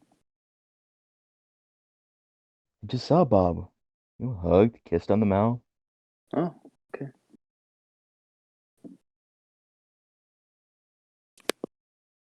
But what the fuck were we talking about? Oh yeah, Lacey Evans' baby. He's pregos. Good for her. Yeah. Uh. Yeah. While we've been gone, Raw's been consistently terrible. Nothing's changed Damon except Priest is AJ. being awesome. Except AJ Styles likes grits and M&Ms together. That was weird.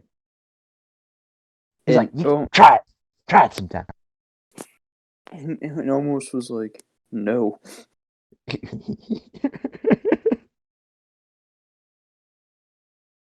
If Omos thinks that a pie looks like a cupcake, what the fuck does he think M&Ms look like? Ants. Sprinkles? His sprinkles, yeah. You put them on your ice cream. No, these are M&Ms. You don't put M&Ms on your ice cream? Everyone's like, yeah. Oh, Damn, I want ice cream now. this isn't like the Robert Martin interview. We're just gonna pause so we can order a pizza. I wish this was like the Robert Martin interview where I had a yogurt in my fridge and I could go eat it. And that fucking. Or like the last time we had Sam on where I just started eating a granola bar. I had a granola bar when we started recording. Yeah, I know, I heard it. There you go. But let's talk about Impact, Nick. No surrender happened. Oh yeah, and No Surrender was great. Um, what's been happening? Brian Myers and Hernandez has been a thing now.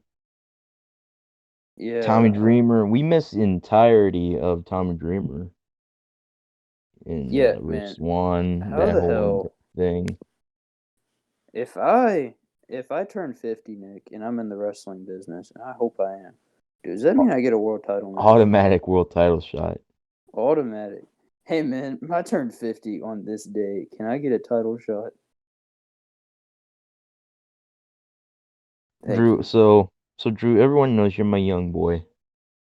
So when I turn 50 years old and you're the world's champion, if I let you, Oh you yeah, gonna give me you're gonna give me a title shot, right? yeah, but you got to get beat up by Moose after. Damn it.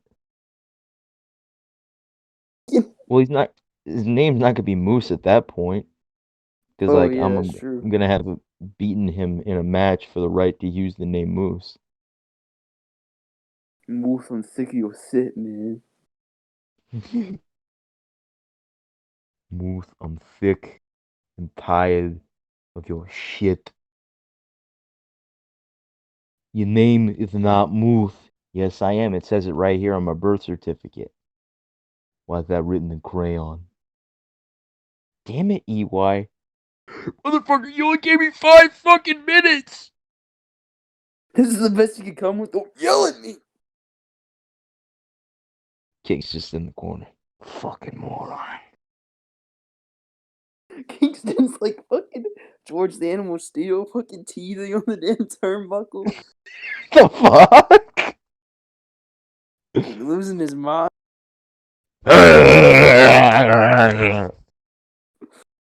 Fucking Moose goes, Kingston, you good?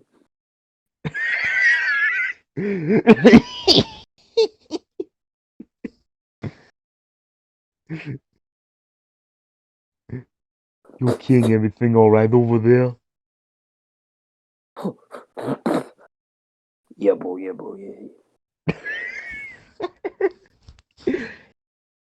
Everything's sunny in Kingston land.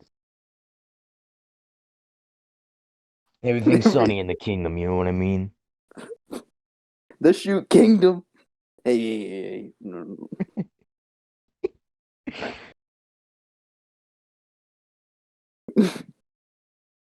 But The what the else? Moose and Goose cinematic universe, man. What did we come up with? We came up with that a couple weeks ago, didn't we? Yeah, and then you said EY and Kingston need to be like have to have like a Step Brothers movie. I just watched Step Brothers like last week. Fucking such a stupid movie. I watched Ricky Bobby. I don't know what the movie's called, but it's the Ricky Bobby movie with Will Ferrell and John C. Reilly. Talladega Nights, The Yeah, Ballad of Ricky Bobby. yeah. That is a weird ass. It's a stupid ass movie. Fucking Paul Rudd's his dad. Fucking love Paul Rudd. I Have you don't. seen that new State Farm commercial with him? Yeah. It's weird. It's because he's a Chiefs fan, and Patrick Mahomes plays for the Chiefs. So, let's get this out of the way, Nick. I know, Paul Rudd felt like a prop because he was always just a guest star on Which is Friends. bullshit. Yeah, man. He was not on every episode of the last season, right? He had to have been on a majority of them, but he went on all of them. Yeah, a majority of them. Fucking asshole. That's the definition of a recurring character, not a main character. Yeah. Husband to Motherfucker. one of the main characters. It's a pretty good spot. And I would love to know how many people were talking about Paul Rudd, back then. That is true. That had to have been like his first big break. I don't know Or about one of them at least. one of them, yeah, for sure. I know that. What other things? Me Yeah. and Paul Rudd, we're like Kevin Owens and Damian Priest. We have heat. hey, Moose, we got heat. What? Do we have heat? Excuse me? Motherfucker, I'm only gonna ask this one more time. Do we have heat? No. And in my mind, I'm like, yes, asshole. I'm like, Paul, I love you. Shut up. Kingston's like, yo, Paul, big fan, bro, big fan. Love Giz Mike on Friends.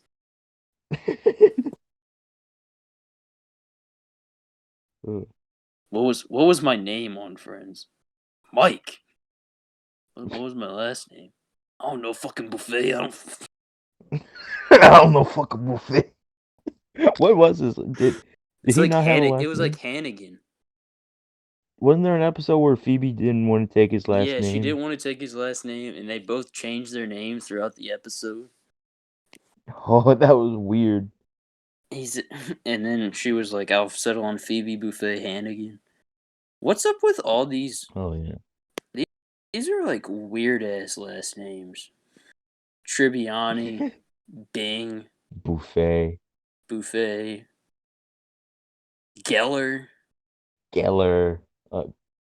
The only Green's normal not that one, weird. yeah, the only normal one was Green. And then those are the only full names we got, right? What was Janice's? Couldn't tell you. Gunther is a weird ass first name. Gunther. Rachel, Gunther. I just want you to know I love you. That video was funny. I love you too. Just not in the same way. That video you said earlier with him and Joey was funny. Have you seen when so it was the episode after Joey accidentally proposed to Rachel after she had Emma. Oh my god, I forgot about that. And Joey wanted Ross to punch him. And Ross went to swing at him, and Joey ducked, so he hit the bowl in the coffee in the cafe. And Ross turned around, and Gunther's sitting there with the biggest fucking smile. I fucking forgot about that. Dude, that was so funny.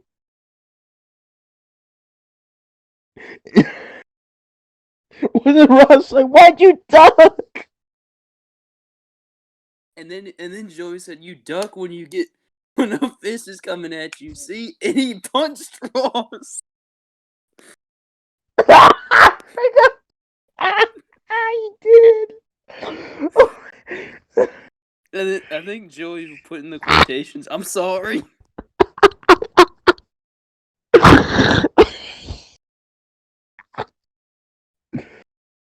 Oh my god, dude! I haven't watched Friends in so long. I had to do that. What was a couple Chandler ones that I saw that was funny? Oh, fucking pick your poison. It is pick your poison. I saw a clip when Rachel had that big poofy pink dress on and her and Ross go over to Chandler and Joey's and Chandler just looks at her and goes, "Sorry, we don't have your sheep." What is that noise? You.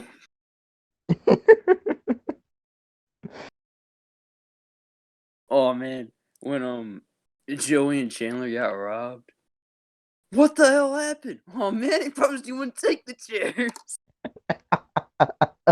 I recreated that with EY and Kingston. Kingston is Chandler, EY is Joey. Oh man, he promised he wouldn't take the chairs. He promised me he would take the chairs. But what the hell happened?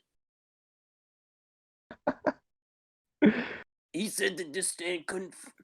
He said this stand couldn't fit a live man.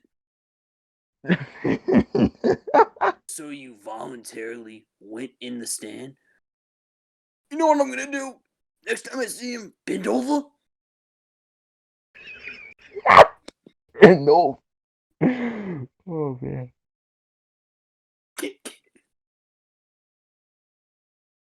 Oh god. Hey, look, I'm Kingston. Can I be wearing any more clothes?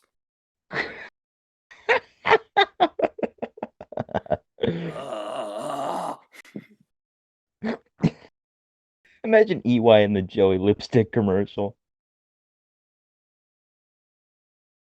If I had to fill out like the Moose and Goose cinematic universe with the Friends characters, EY would definitely be Joey.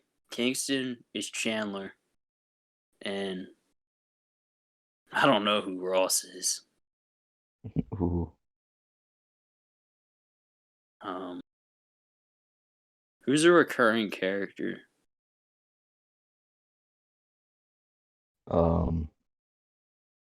I don't know. Unless one of us is Ross. I don't know.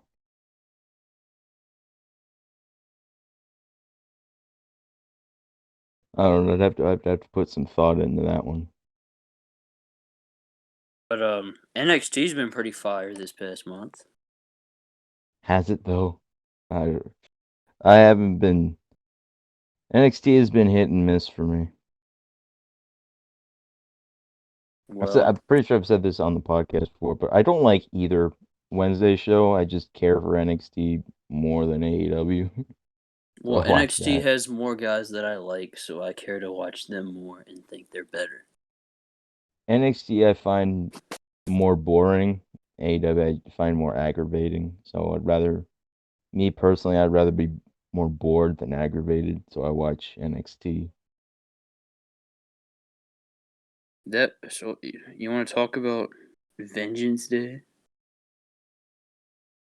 Well, all right, Drew.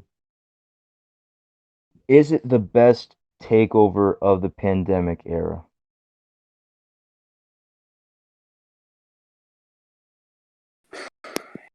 You're making me put thought into this. It's up I'll, there. I'll tell you what I said. I told me and Howard watched it together. I told him if this show had Pat McAfee on it, it would be the best takeover of the pandemic era. Because honestly, and I'm not even joking when I say this, Pat McAfee gives Takeover 30 the edge. Yeah, yeah. I gotta say, I think the top three are Takeover 30, Vengeance Day, and War Games. Yeah, not even close. Yeah, 100%. yeah. Like honestly, like In Your And then House and Takeover 31, probably my two least favorite takeovers of all time. Takeover and 31 being probably my least favorite takeover of all time. I can't even remember a lot from Takeover 31 besides Balor O'Reilly. It was all so fucking boring. And then there's but yeah, we talked about it at the beginning of the show. Hey, wait. Well, let me rank the takeovers. Let me see if you agree with this. So Okay. bottom takeover 31, Mhm. then In Your House, then War Games, then Takeover 30, then Vengeance Day. Yeah. Yeah. You know the main thing with Takeover 31 is that they just seemed like they did not give a single shit about that show, and it was because they were building more to Halloween Havoc later in the month, and then Yeah. Halloween Havoc was 1,000 times better than Takeover 31. One was the one they were giving away on free TV was better than a takeover. And takeovers usually are always can't miss. Yeah, and that's the fucking problem with this Wednesday Night War. It's that NXT are trying way too hard, and they give shit away on TV that should not be given away on TV, like the Raquel Gonzalez Rhea Ripley Last Woman Standing match. That should not have taken place on TV. And it's like NXT back in the day. Yeah, they had big matches on TV. Just because takeovers were so few and far between. But like when NXT before had a big match on TV, you weren't like, oh man, they're just doing that for ratings. They were doing that like, oh man, big attraction match on NXT TV this week. You know, like it didn't feel weird. Like what I mean. Uh huh. Like nowadays, if like NXT do a big match on TV, you're like, man, that's so desperate. Yeah. And they care more.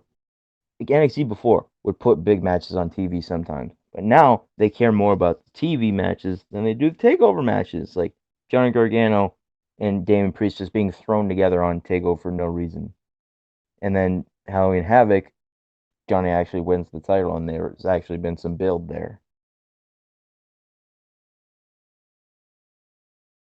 There's and then Candice wrestled EO again.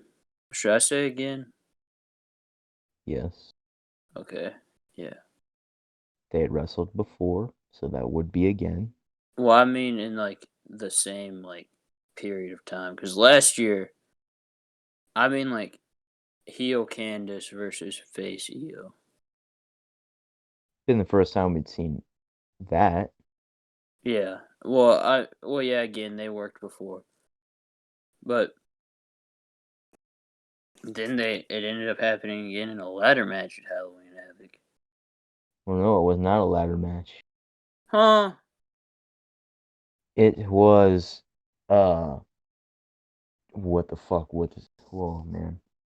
It was like, forget what the stupid ass pun was. There was like a terror ladders and chairs match, something like that. Uh, Remember, it was a TLC match. Do you remember what the stupid ass pun was? no, I don't care. It was like a. The best part of that whole show may have been Cameron Grimes. Hell, I didn't know Loomis had a sister. I didn't know Loomis had a sister. And he goes, I got feel a little run in my gut. Oh God. Fucking the dude's running away. Help, please. Help. Help, please. Help. What if Uncle Alan had pulled up next to him? Get in! Us Southern boys got to stick together. Hey, J. Hey man, you Styles. want some grits and M&Ms? I don't want no grits and M&Ms, but I tell you what you can do. What? Kiss my grits. Get the hell out. Right now. Yes, here. Get out my car. Huh? Get out of my car. Cameron Grimes like, no. What are you gonna do about it? Omos just rises from the back seat. Oh no. That dude shits his fucking pants. Uncle Alan's just like, what's that smell? I'm not gonna do the rest of the line. No fucking. AJ goes, I smell fear. I smell intimidation. Fucking Loomis is right, like, he's like bent down beside the passenger side, and he rises up and just takes a huge whiff, and Cameron Grimes turns around. Oh God. What if Omos rises from the back seat, then right after him, Dexter Loomis rises from the back seat, and then you see Omos unrise from the back seat. Fucking AJ goes, rule number one about wrestling. You don't believe what you're told, kid. I really hope AJ Styles gives Omos brother lessons backstage. I'll teach you the ins and outs of this business. Because, you know, I am the master. I don't care what Josh Alexander says. I'm the master. That dude takes it personal. And I took that personal. I mean, shit. It's right here. It's NXT. It's LA. It's LA night. Yeah. Oh, wait a minute. Look at this awkward idiot. Barstool Sports. Yeah, speaking of Omos, what the hell happened to fucking Omos making referees shit their pants? Like this week on Raw, the referee sends him to the back and Omos just listens to him. What the hell happened when Omos debuted and that referee was like, please man, I'm just trying to do my job. He should have that's when he chokeslammed Woods, right? Yeah, this week. Chokeslam Woods and then just gets sent to the back and he's just like he just does it. That's what that was Taker's pitch. Woods doesn't think Woods taking offense to my speech. Almost kill him tonight. Alright. Yes, sir. Thank you. Oh, did Woods take offense to Taker? Yes. Oh, I didn't see that. He took offense to it. Damn. You know, the people who take offense are usually the ones that are guilty. Not saying anything against Xavier Woods. I mean, fuck, man. I'm missing when men were men. Almost. I mean, there's this kid named Almost. I mean, I think he's a straight up man. Is that out of intimidation? Probably. But he needs to hear it. I love Taker. We just ruined so many people for us. Kingston, EY, Taker, Jey Uso. Well, at The least list goes Taker, on and on. at least Taker's like not wrestling anymore, as far as we know. So it's like okay. Like Eric Young is supposed to be like one of the biggest heels in wrestling right now, and I just see that dude and laugh. But fuck, I look at Diener and laugh.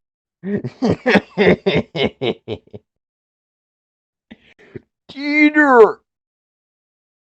What?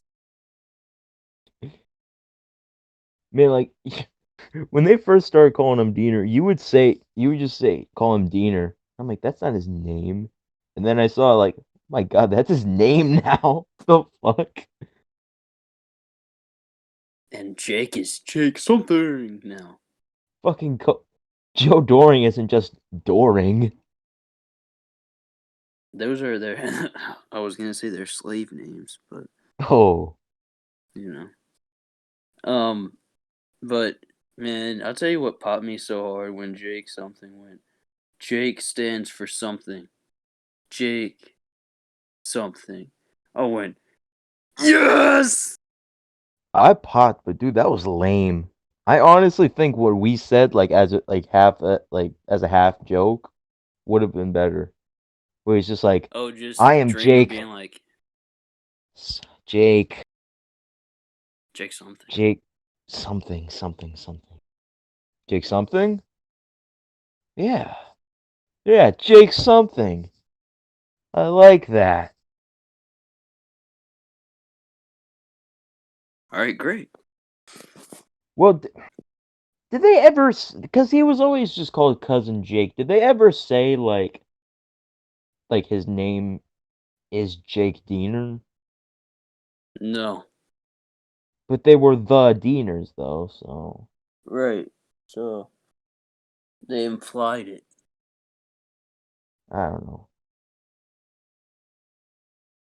Yeah, maybe he's been Jake. Maybe his name has been Jake something all along, but he just went by Cousin Jake.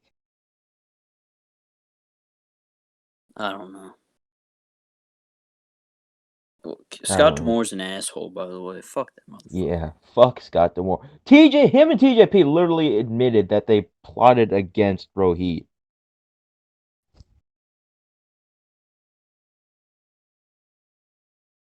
Like fucking Ace Austin was like, "What are you like plotting against me?" And TJP goes, "No, we only do that with Rohit." I'm like, you fucking assholes. Fucking hate Scott D'Amore. You lost my respect, alright? With your little Like, blonde hair. Look like a little girl. like every time Scott D'Amore, he's just such an asshole all of the time. Ace Austin should be the #1 contender. Like that, like it should be no question. You know? Man, they kind of threw away Josh Alexander and TJP on TV, though. That was a fantastic match, though. I Like that was agree, but great. I don't think it should have. I don't really don't know if that should have happened so soon. But I kind of get it. Maybe they're building to something, you know. But I don't know. I don't know. I didn't like Josh Alexander getting his shoulders pinned clean in the mat 1, 2, 3, just off the Mamba Splash. If you're gonna have Josh Alexander lose, have him lose like roll up or something. He's already an asshole too, so you know. Yeah, big TJP fan here, you know. But I always find myself rooting against him. Like I thought I wanted him as the X Division champion, but no. Now that he's X Division champion, I want him to drop it to someone better. Did you see apparently the plans where Sammy Guevara was gonna win the X Division title? Well, that wasn't the plans. That was Sammy Guevara's pitch. Oh, and then he They was were never like, gonna lose it. no, he pitched I winning winning the X Division title and bringing it back to AEW, and Impact went, no.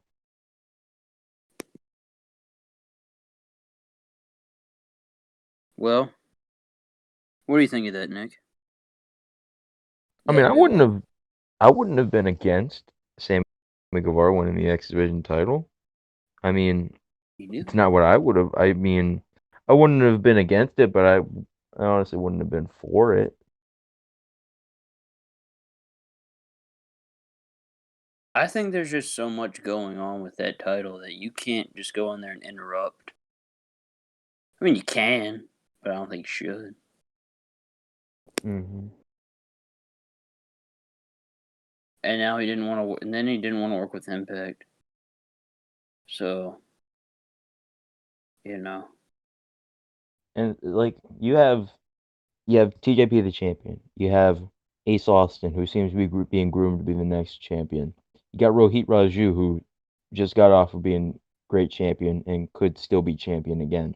I You got think Jack he's Shelby gonna go. Van You know what I think they should do with Rohit? I think they might do it.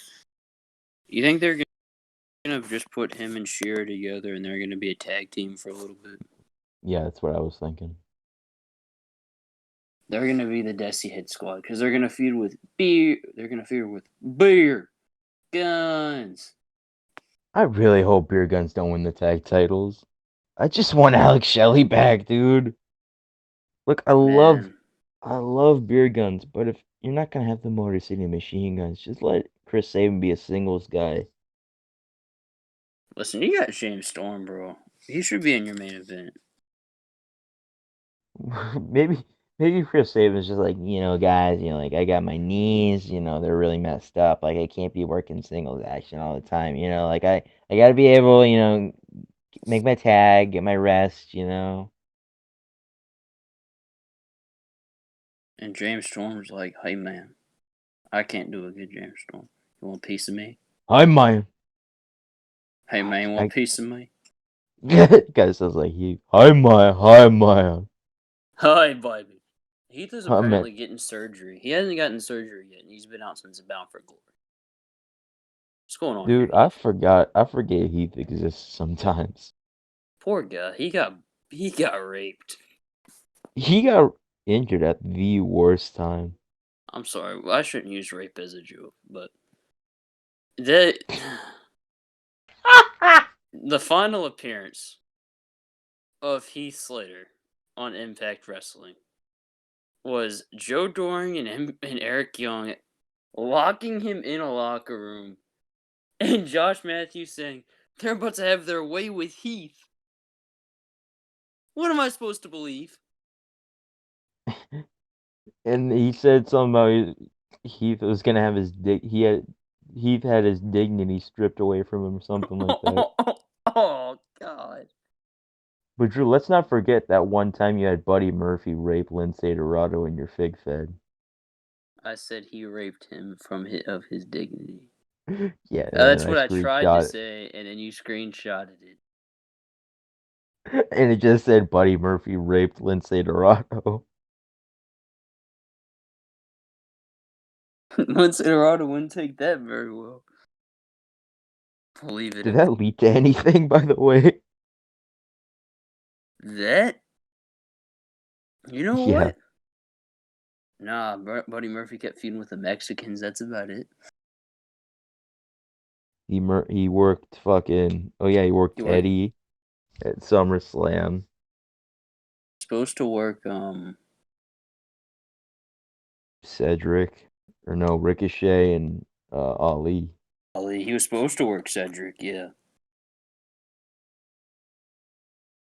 Oh man. Aries was Austin Aries was supposed to win the Cruiserweight Championship. Yeah, we were gonna do that fatal four way at Survivor Series, and you're like, I think I'm gonna have Austin Aries win. I'm like, huh? I thought you were gonna have someone. I thought you were gonna have like Ricochet or something win. Austin. Number one, I haven't thought about Austin Aries in a while. Me and Dustin did a fake Fed draft, and like I scooped up so many main eventers. I shouldn't. Wait, people who you think are main eventers are actually like people I'll who are tell you actual this: main eventers. I have Roman Reigns, Daniel Edge, Kevin Owens. Did I say John Cena?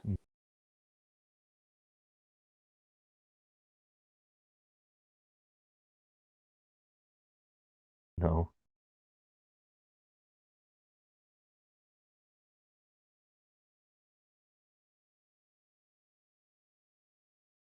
I have John. Yeah.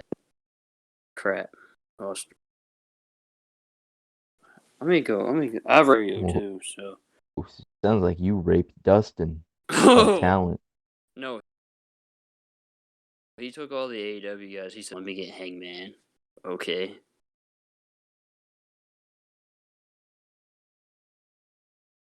But if you get a guy, you can have him. And I was like, okay. So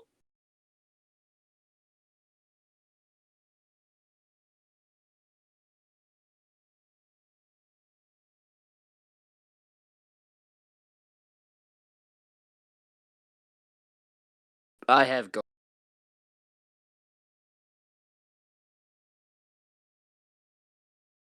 Garza. I ain't picking up nothing.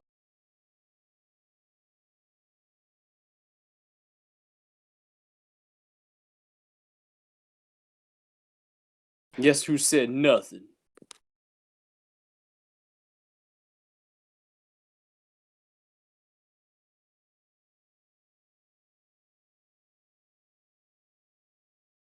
I'm trying to think of what. Oh yeah.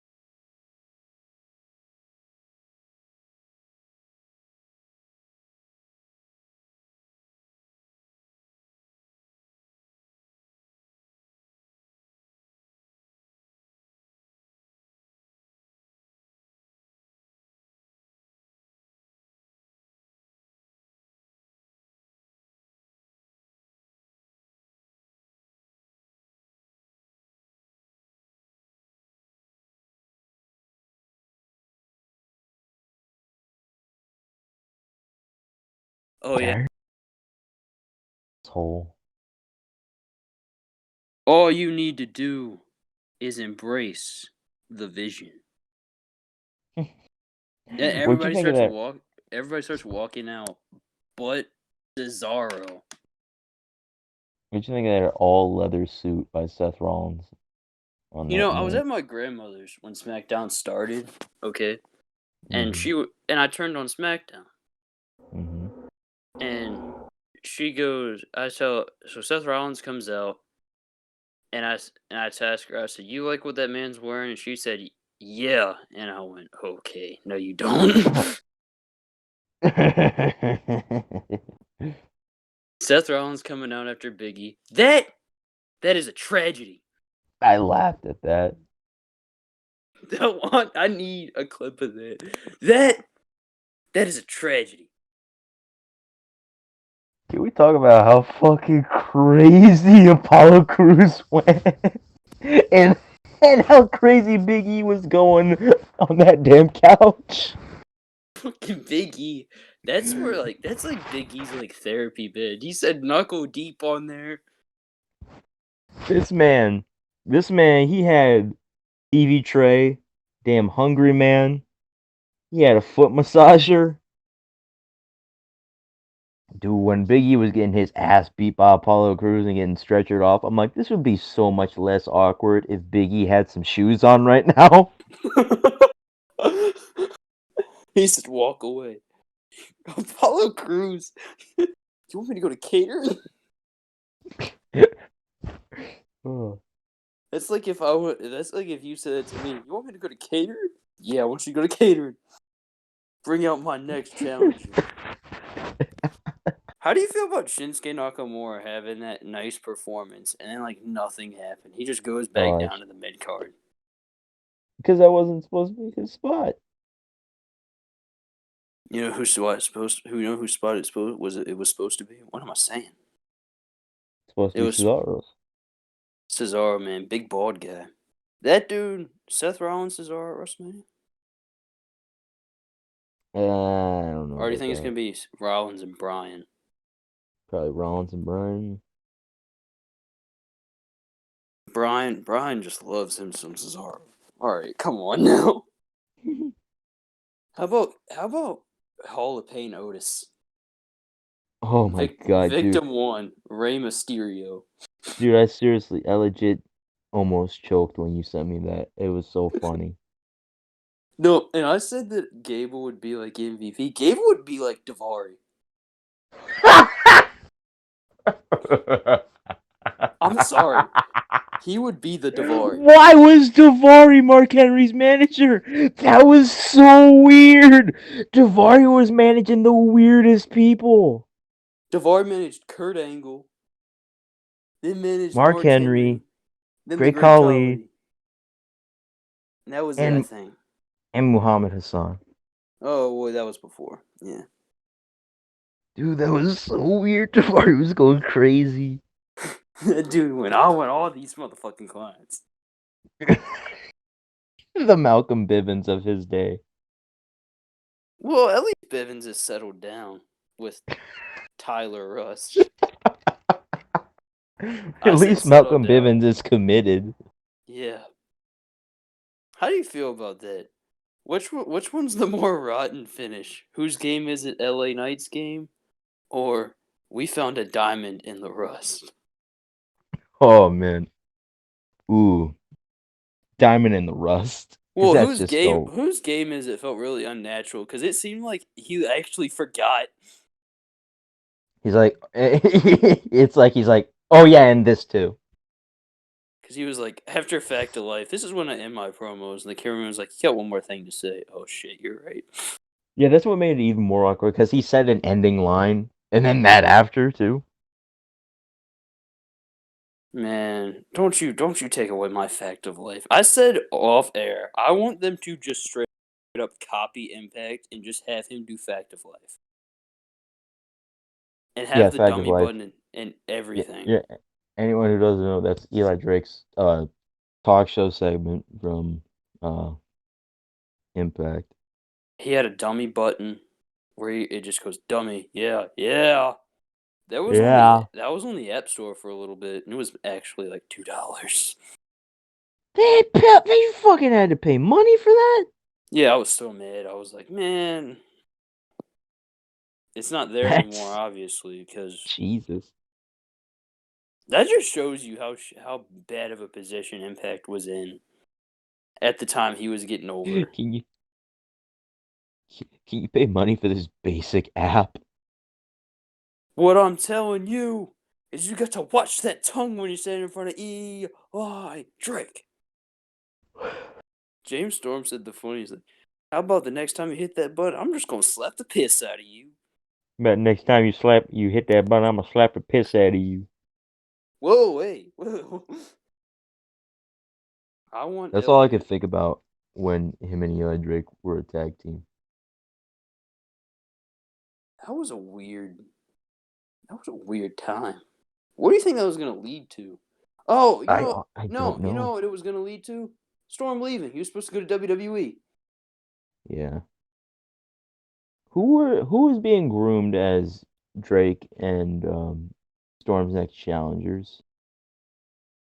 Remember the bouncers? I don't know. He probably was the Bouncers.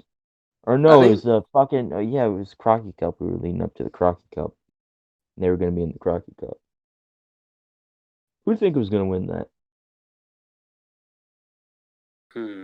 Good question. That is a very I don't even know. See, man, COVID came at a horrible time for a good amount of people. Like, Mm-hmm. well, I'd say everybody, but yeah, everybody. But NWA especially, they were gaining steam again. Yeah, like they were about to have their biggest show yet with a sold out 10,000 uh seat arena.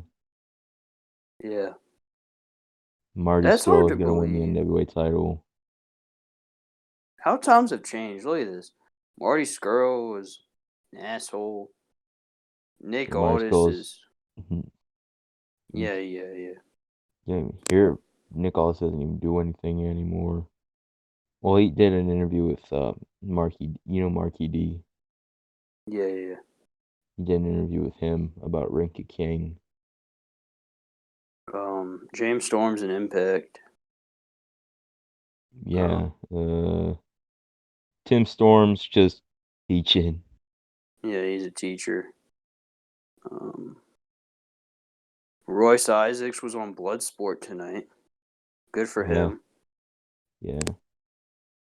Tom Latimer and Camille, they're just kind of collecting that NWA money, I guess.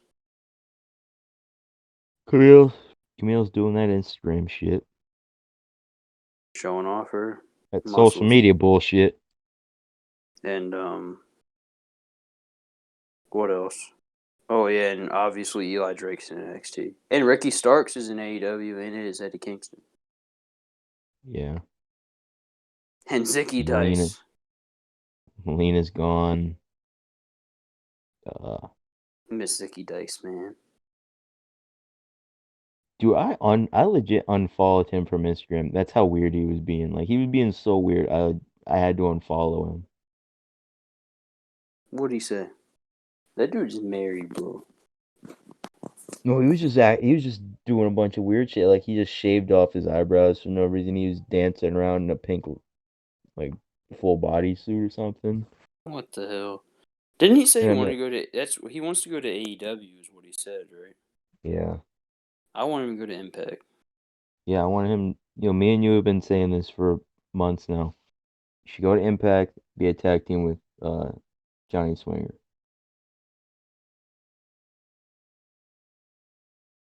Yeah. They would be the funniest tag team on earth. Hold on, I forgot a button. Is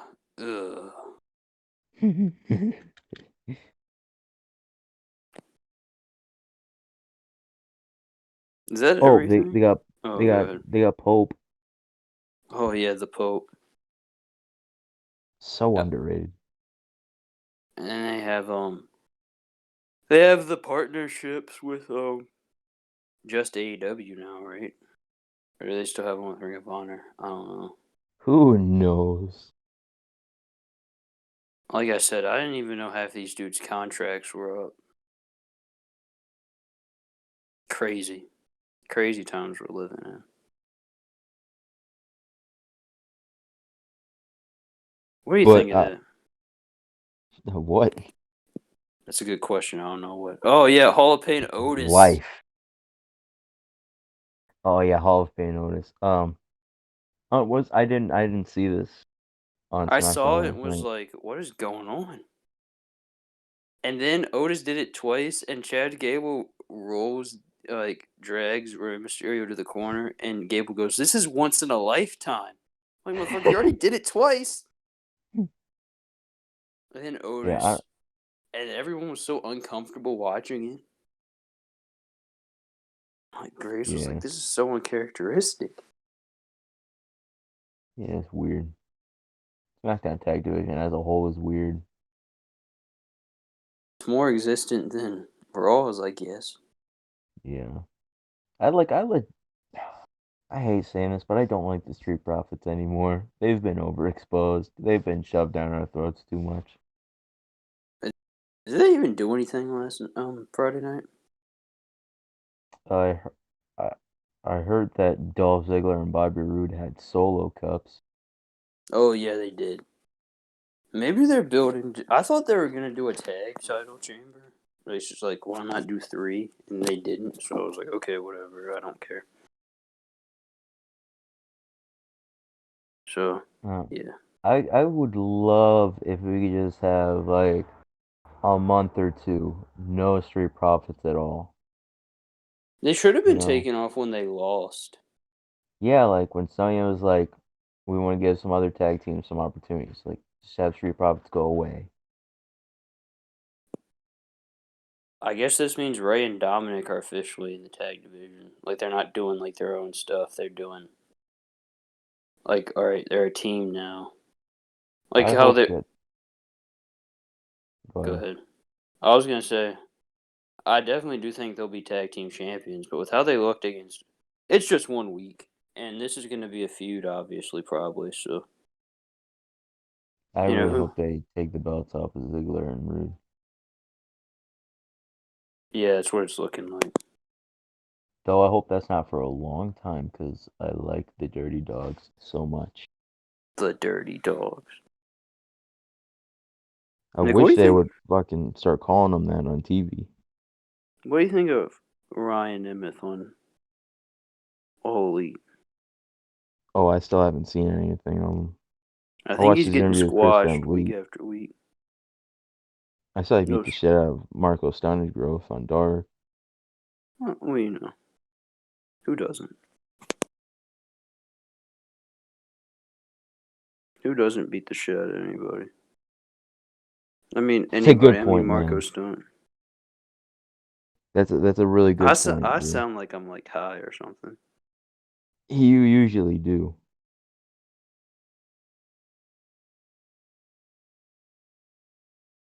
You know, Drew, sometimes you sound like a black hole of charisma.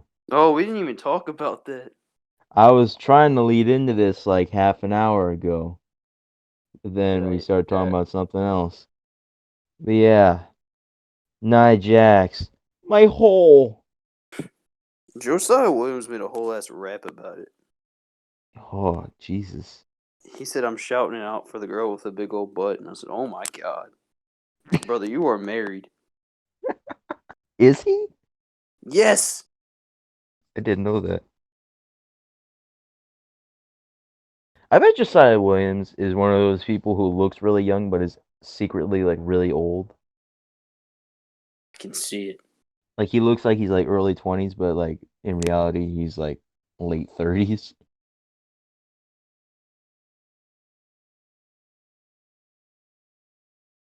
You know, like how Roderick Strong looks to Tom Phillips.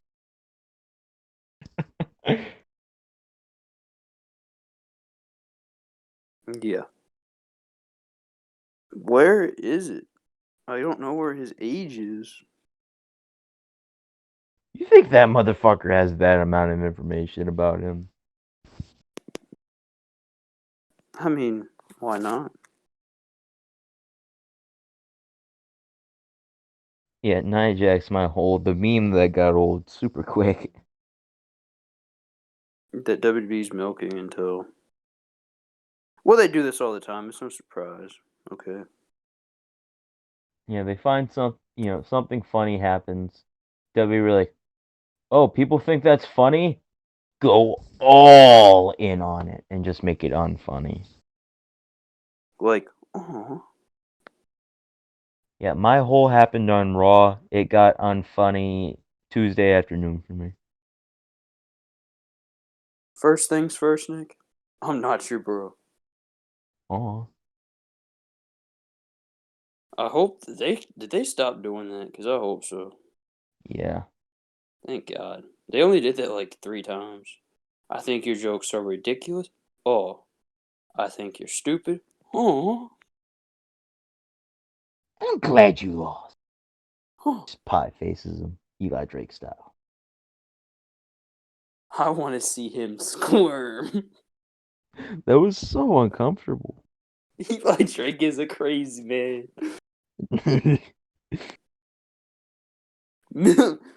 Millie Mouth pussy.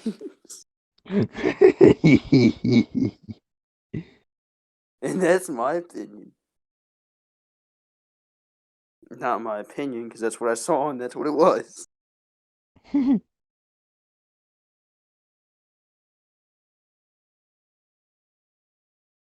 uh, Drew, you remember like an hour ago when we started talking about Vengeance Day? I just remembered that we stopped talking about that like mid show. I think What it's was your best we favorite? don't talk. Oh, favorite match? What was your favorite match from Vengeance Day? That's a good question. It's between Balor and Dunn, and probably I really liked Kushida and Johnny Gargano. Yeah, that was a really fucking good match. I thought MSK and JYV was good. Mm-hmm. Balor and Dunn was good. The triple threat apparently was cut short because of stuff that happened. You know, Tony Storm smacked a table and it broke. No, she didn't smack. She just all she did was clear the shit off of the table, and it just fell apart. Jesus. And the other match was the opener, the women's Dusty. I didn't pay enough attention to that. I didn't care, to be honest. Like, good for the women. Shotzi Blackheart I want to like so bad, but it's just she always just annoys me. What about Ember Just her Moon? Ember Moon, she's like one of my favorite female wrestlers of all time. Well, she used to be like, the Ember Moon they brought her in as. Now she just acts black. Well, because she is. Yeah, and like Hacker or whatever the fuck she's supposed to be. I feel like they dropped that shit like the week after she came back.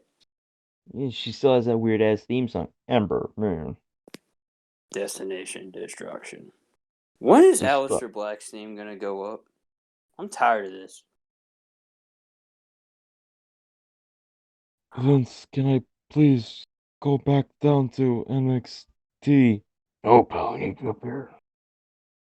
No, I'm not. What was that? I'm gonna get Mark on the phone right now.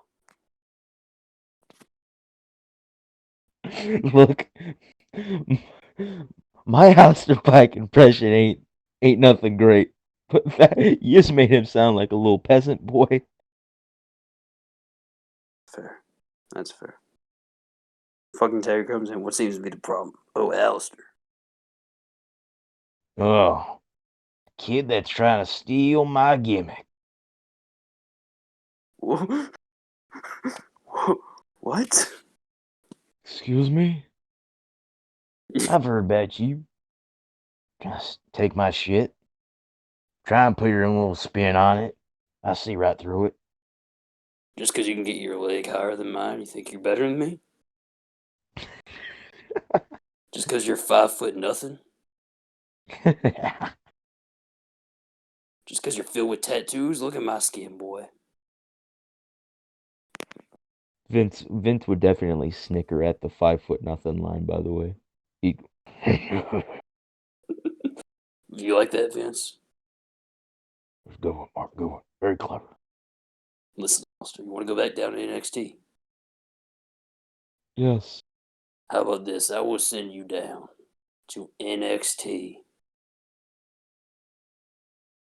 Evolve. What if I just send you down straight to hell?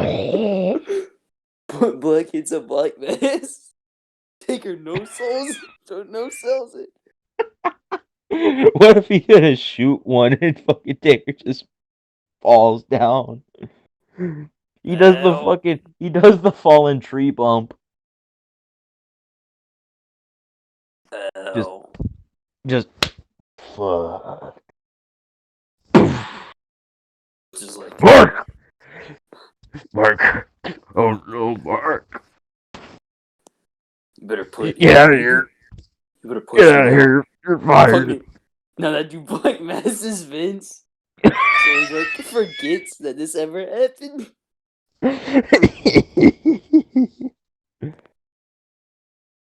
want you to unleash that animal, Alistair. That animal inside you. Fucking black masses, Vince. Oh! Ah! Hell out of here. It's so fucking sick. I'll never get over that. Out of here. The funniest part about that was after he hits him and then just bends down and screams in his face, "Ah!" Such an un-AJ Styles thing to do. No, fucking AJ Styles TikTok dancing is the most un-AJ Styles thing he's ever done. That dude looked like he was trying, too. Don't do nothing half-assed. I can't. I hate that word. I can't. Because you can. If you put your mind to it. Oh, man. Uncle Alan. We're going to the Super Bowl, baby. Heck yeah. Well, Drew, is there anything else from the past month of wrestling you want to talk about before we get into Elimination Chamber predictions? No, there's not. Well, let's get into Elimination Chamber predictions. There's 5 matches, right? Yeah. And well, you pull them up on the Wikipedia machine. or the Google machine, whatever. And we'll predict who we think will win the wrestling matches on this show, like we do every show.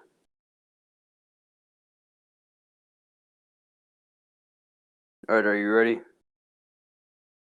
Let's go through these wrestling matches on this wrestling show that will have wrestling on it. Wait, Justin. Why did you ask if I was ready, man? Cause I'm on Instagram and some dude and I'm in a group chat that's blowing up my phone, so I muted it.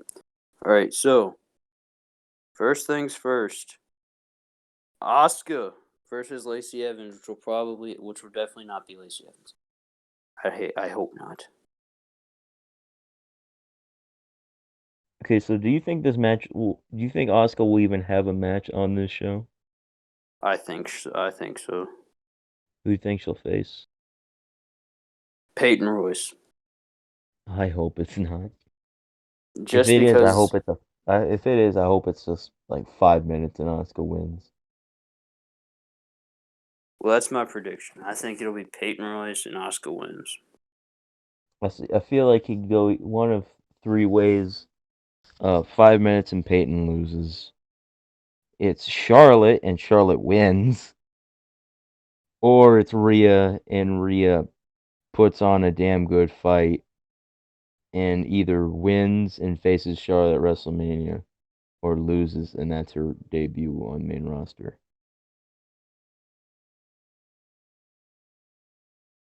That's fair.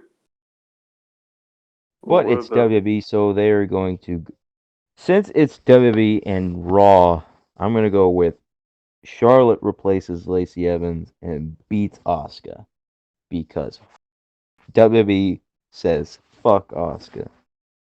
And what about this one? For the United States Championship, Bobby Lashley defends against Riddle and Keith Lee. Keith Lee! That's your prediction?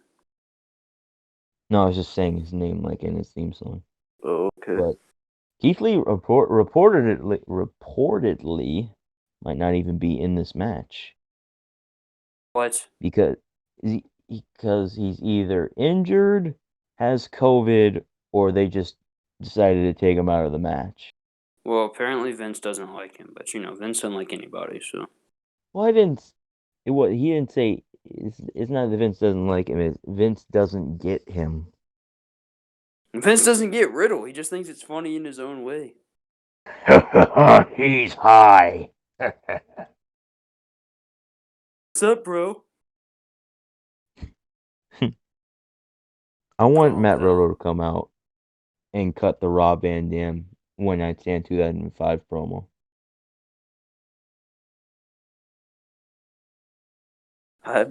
You need to say that for me. I've never heard it. You've never heard that promo? I don't think so. Have you ever watched that show? Watched Guerrero and Benoit. I don't remember anything else from that show. Well, Wait. next time you get some free time, just watch that entire show. It's incredible. Okay. And when you listen to that promo, you know what I mean. My prediction here is Bobby Lashley. And if it's still a triple threat, Riddle eats the fall. And it'll be Lashley and Keith Lee at like Fastlane or WrestleMania. Yeah, I think it's going to be. I've been predicting this ever since. I don't remember when this popped into my mind, but it got the fuel that was added to the fire of it was when Bobby Lashley and Keith Lee had that match on Raw that one time, and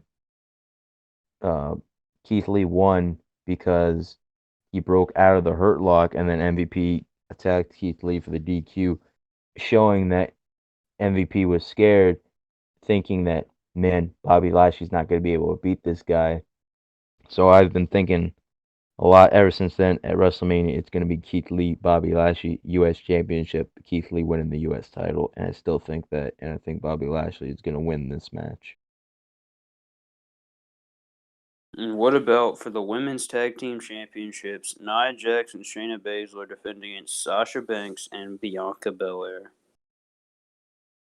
Nia and her hole will win. I agree. What about the If there wasn't the thing between if we wouldn't have had that that thing between Raquel and Dakota and Shayna and Nia on NXT this week, I would think that Sasha and Bianca would win this. Just so it would be faces versus heels. And then like Dakota and Raquel win and that heats up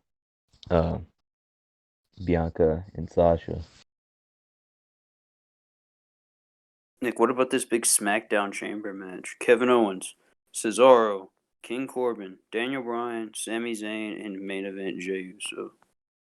This is a really hard one because I could see Jay, Bryan, Kevin, and Cesaro all winning it. But you know who I really think is gonna win? Who? Baron Corbin. Oh yeah, to get that big match that just feels right at You WrestleMania. feel this, right? With my $39,000 timepiece. Ooh, that's expensive. Oh man, wait! I gotta look at those Edge pictures.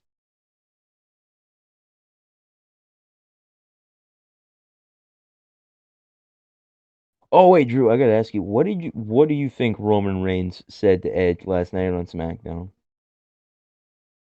I don't know. Is that just a meme now? What? I have no idea what he said. Hmm, I've seen people make memes out of it though. Like one dude said, "Please pick me before Goldberg comes back." I literally just saw that a second ago too.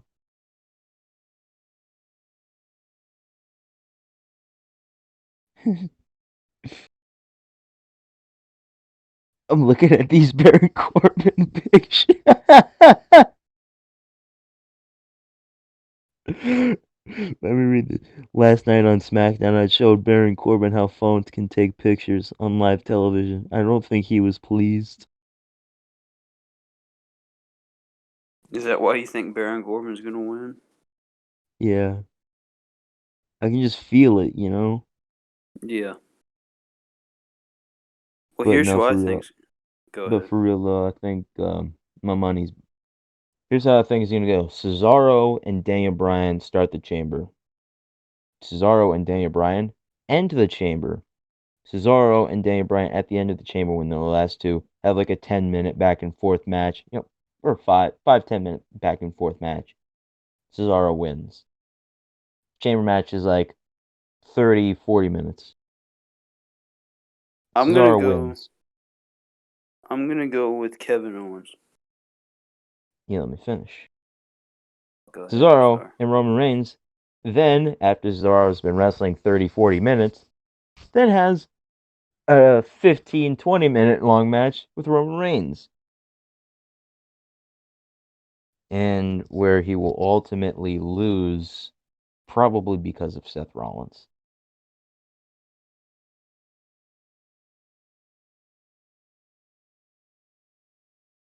Yeah. That's your pick. That's my pick.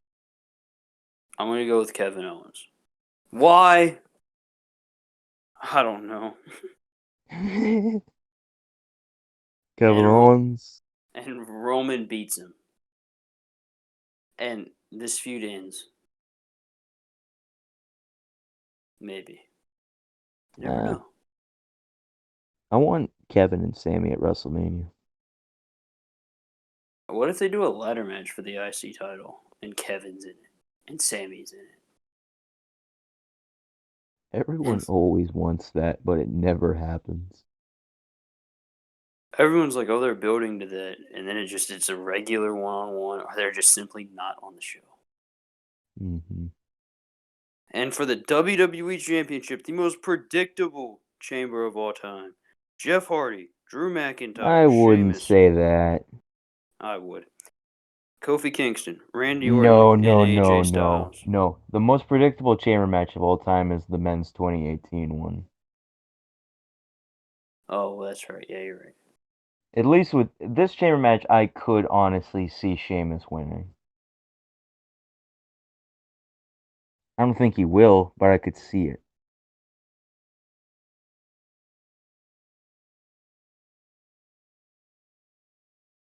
Do you? I could see Sheamus winning. Well, guess what, Nick? I don't. I think Drew McIntyre is going to retain. I think Drew is gonna retain, but I could honestly see Sheamus winning. I think Kofi's going to get the momentum of Kofi Mania 2, and it's not going to happen. Why? Shut it down. No, I hope to God. Shut it down. You think that's what they're going to do? Shut it down. Even though it doesn't sound like a WrestleMania. I think it makes sense to have it on Mania, but, I don't know. Ali and Kofi. I don't know. I think that's everything. Yeah, it is. What a lame card. Yeah. Well, they did just start, building it up, last week. So. Yeah, 2 weeks before the pay-per-view, they're like, oh, we have a pay-per-view in 2 weeks. Shit. Guarantee you. Uh-oh. Excuse me. Guarantee you they'll do the same thing with Fastlane. Yeah, they never care about Fastlane. Fastlane never been good. The last Fastlane, didn't they have that triple threat, right? Bryan, Owens, and Ali? Mm-hmm. That was it, though, right? Oh, dude, Big Shane will crack heel turn. Oh, Mac, sorry. Yeah. Listen. Oh, big rumor going around right now. Possibly at WrestleMania, Braun and Shane. How'd you feel about that? Holy fuck, bro. You don't know how happy I'd be to see Shane O'Mac back in action. Is that a shoot? No! Especially against Braun. What? Why? I don't know. I think it'd be fun. I wouldn't be against it. I wouldn't be against it, but why? Because on Raw this week, he's like, you better talk to Shane McMahon, or there's gonna be hell to pay. I forget Braun's even there. Because that dude had an infection. He said, hey man, I got a blood infection. I lost 25. I shouldn't mock him for this. Lost 25 pounds. I'm gonna work hard and kick ass. Hope to see y'all soon. Work hard, kick ass, cause I'm Braun! Braun! I am monster among men. I'm not even a man. I'm not a man, I'm a monster. I'm a machine, oh wait. I'm a machine. Wrong gimmick. Fuck that bitch, this is Russia.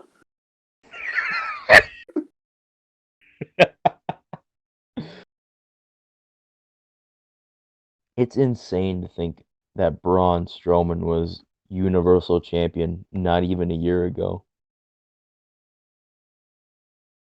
Going to Raw, man. Give it to me! Was he a year ago from right now, was he still IC champion? He was, wasn't he? Yeah, he lost it in March to Sami Zayn. That was a glorious, glorious night. I knew that was going to happen too, that they were going to have Sami Zayn win. I didn't think that at all. I didn't even watch I was that hoping. pay-per-view. Like I said, I say this on so many occasions.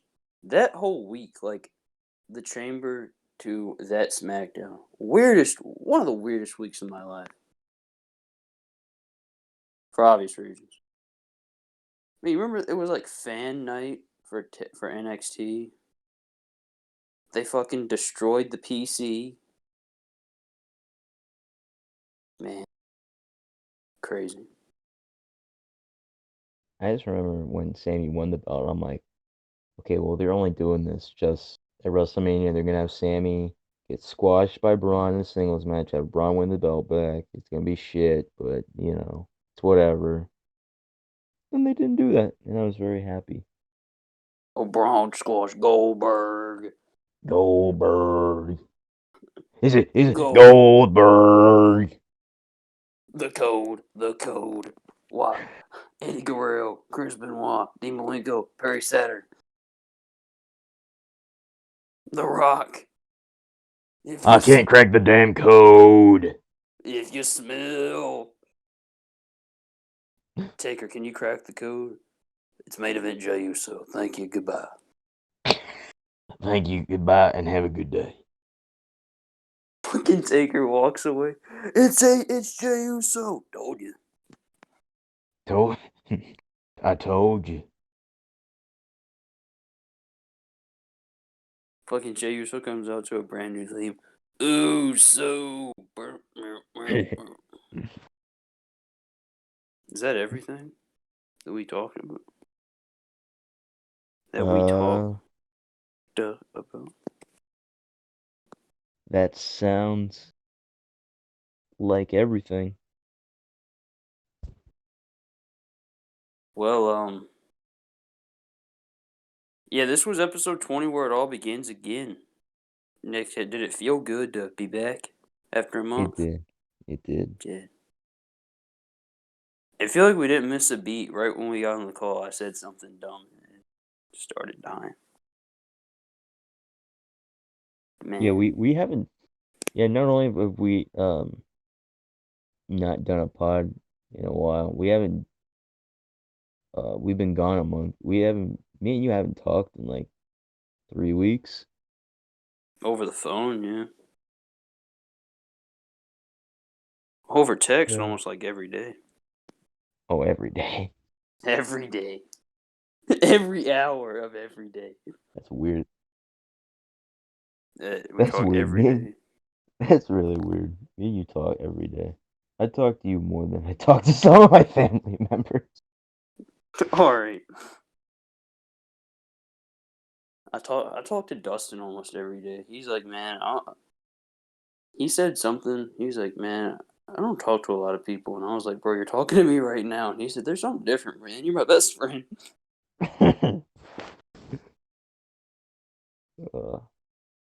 Oh, yeah. I mean, this is going to sound like I'm kissing ass here, but big thank you to Sam, for coming back to shore, saving us or something. I don't know the saying. I don't know what I'm trying to say. Is that a saying? No.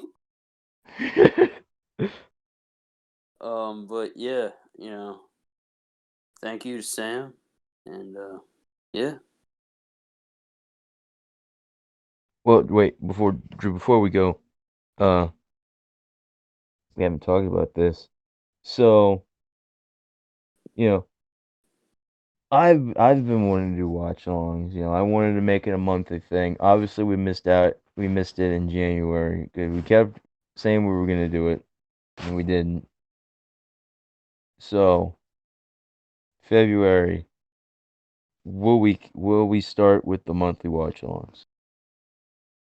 When do you want to do it? Whenever. Potentially. Whenever you're available. Potentially.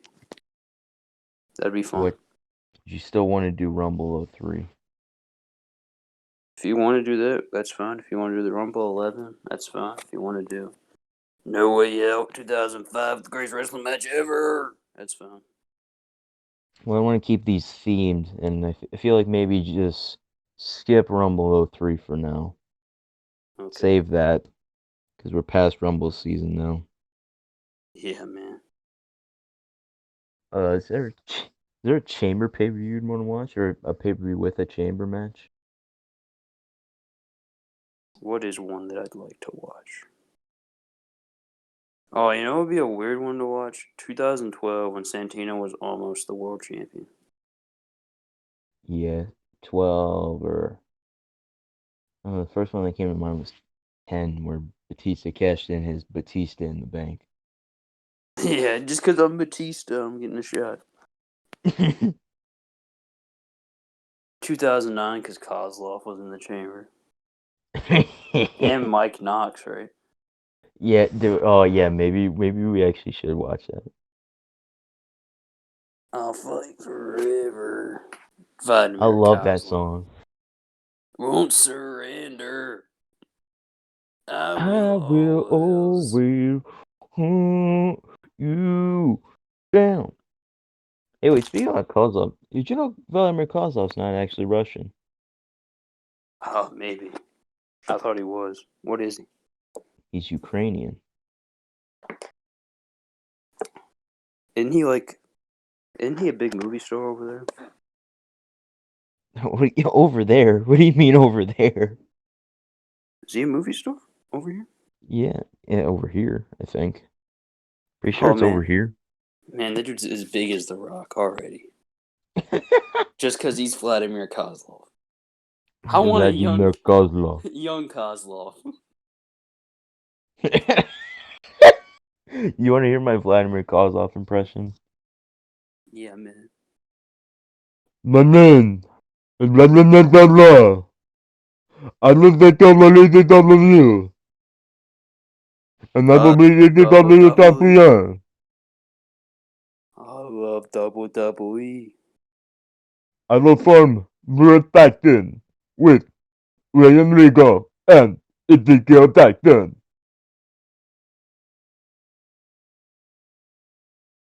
Genius, stupid boy. He talks like he's got a swollen tongue. I remember when It's swollen and it's stuck to the roof of his mouth. You remember when Ezekiel Jackson turned on Vladimir Kozlov on ECW? You haven't gotten to there yet. No, the episode I just finished last night. Ezekiel Jackson beat the fuck out of this jobber, and then after the match, Vladimir Kozlov came down and hit the jobber with his finish, and Ezekiel Jackson standing there like, "What the hell, man?" And then the week after, Kozlov beat the fuck out of some jobber, and then Zeke came out and hit that jobber with his finish. What the fuck? That sounds like the greatest tag team formation of my life. I should make them a tag team in my universe though in SBR 2011. How are they not a tag team already? Oh, well. Yeah. I don't know. Santino and Kozlov aren't a tag team. Was that 2011? Yeah, 2010 they were a tag team. I guess when they were making that game, they weren't a tag team yet. Well, that is gonna do it for episode 20. Social media, ladies and gentlemen. You can follow me at vanilla_midget for real, vanilla midget, and my figure account at Little Boot Sky Productions on Instagram, and vanilla_midget for real on Instagram. Nick, where can they find you? You can find me on Instagram at Gargano_is_God. And excuse me. You can find the podcast on Instagram at Miscellaneous Discussions, and you can find us on YouTube, youtube.com/Miscellaneous Discussions, or just look up Miscellaneous Discussions on YouTube. And you can find us on Anchor, Spotify, Google, Wherever you find your podcast, Apple Podcast. Apple Podcasts. That's what I was thinking of. Wherever you find podcasts, just look up Miscellaneous Discussions. And Drew, you got anything else to add? Buy the dummy button. And here we are at the end. Me and Drew, we have our championships belts. We're hugging, we're crying. Confetti is raining down upon us. This moment is the day that podcasting died. Yeah, and this moment will be erased from history in about, what was that, 3 years? 3.5 years? Yeah, 3.5 years. So, ladies and gentlemen, have a great night. Fucking car interrupted the outro, and why? It's 2:30 in the morning. Why is there so many people? But unlike me, ladies and gentlemen, have a great night. We're the greatest. You suck. Cheers.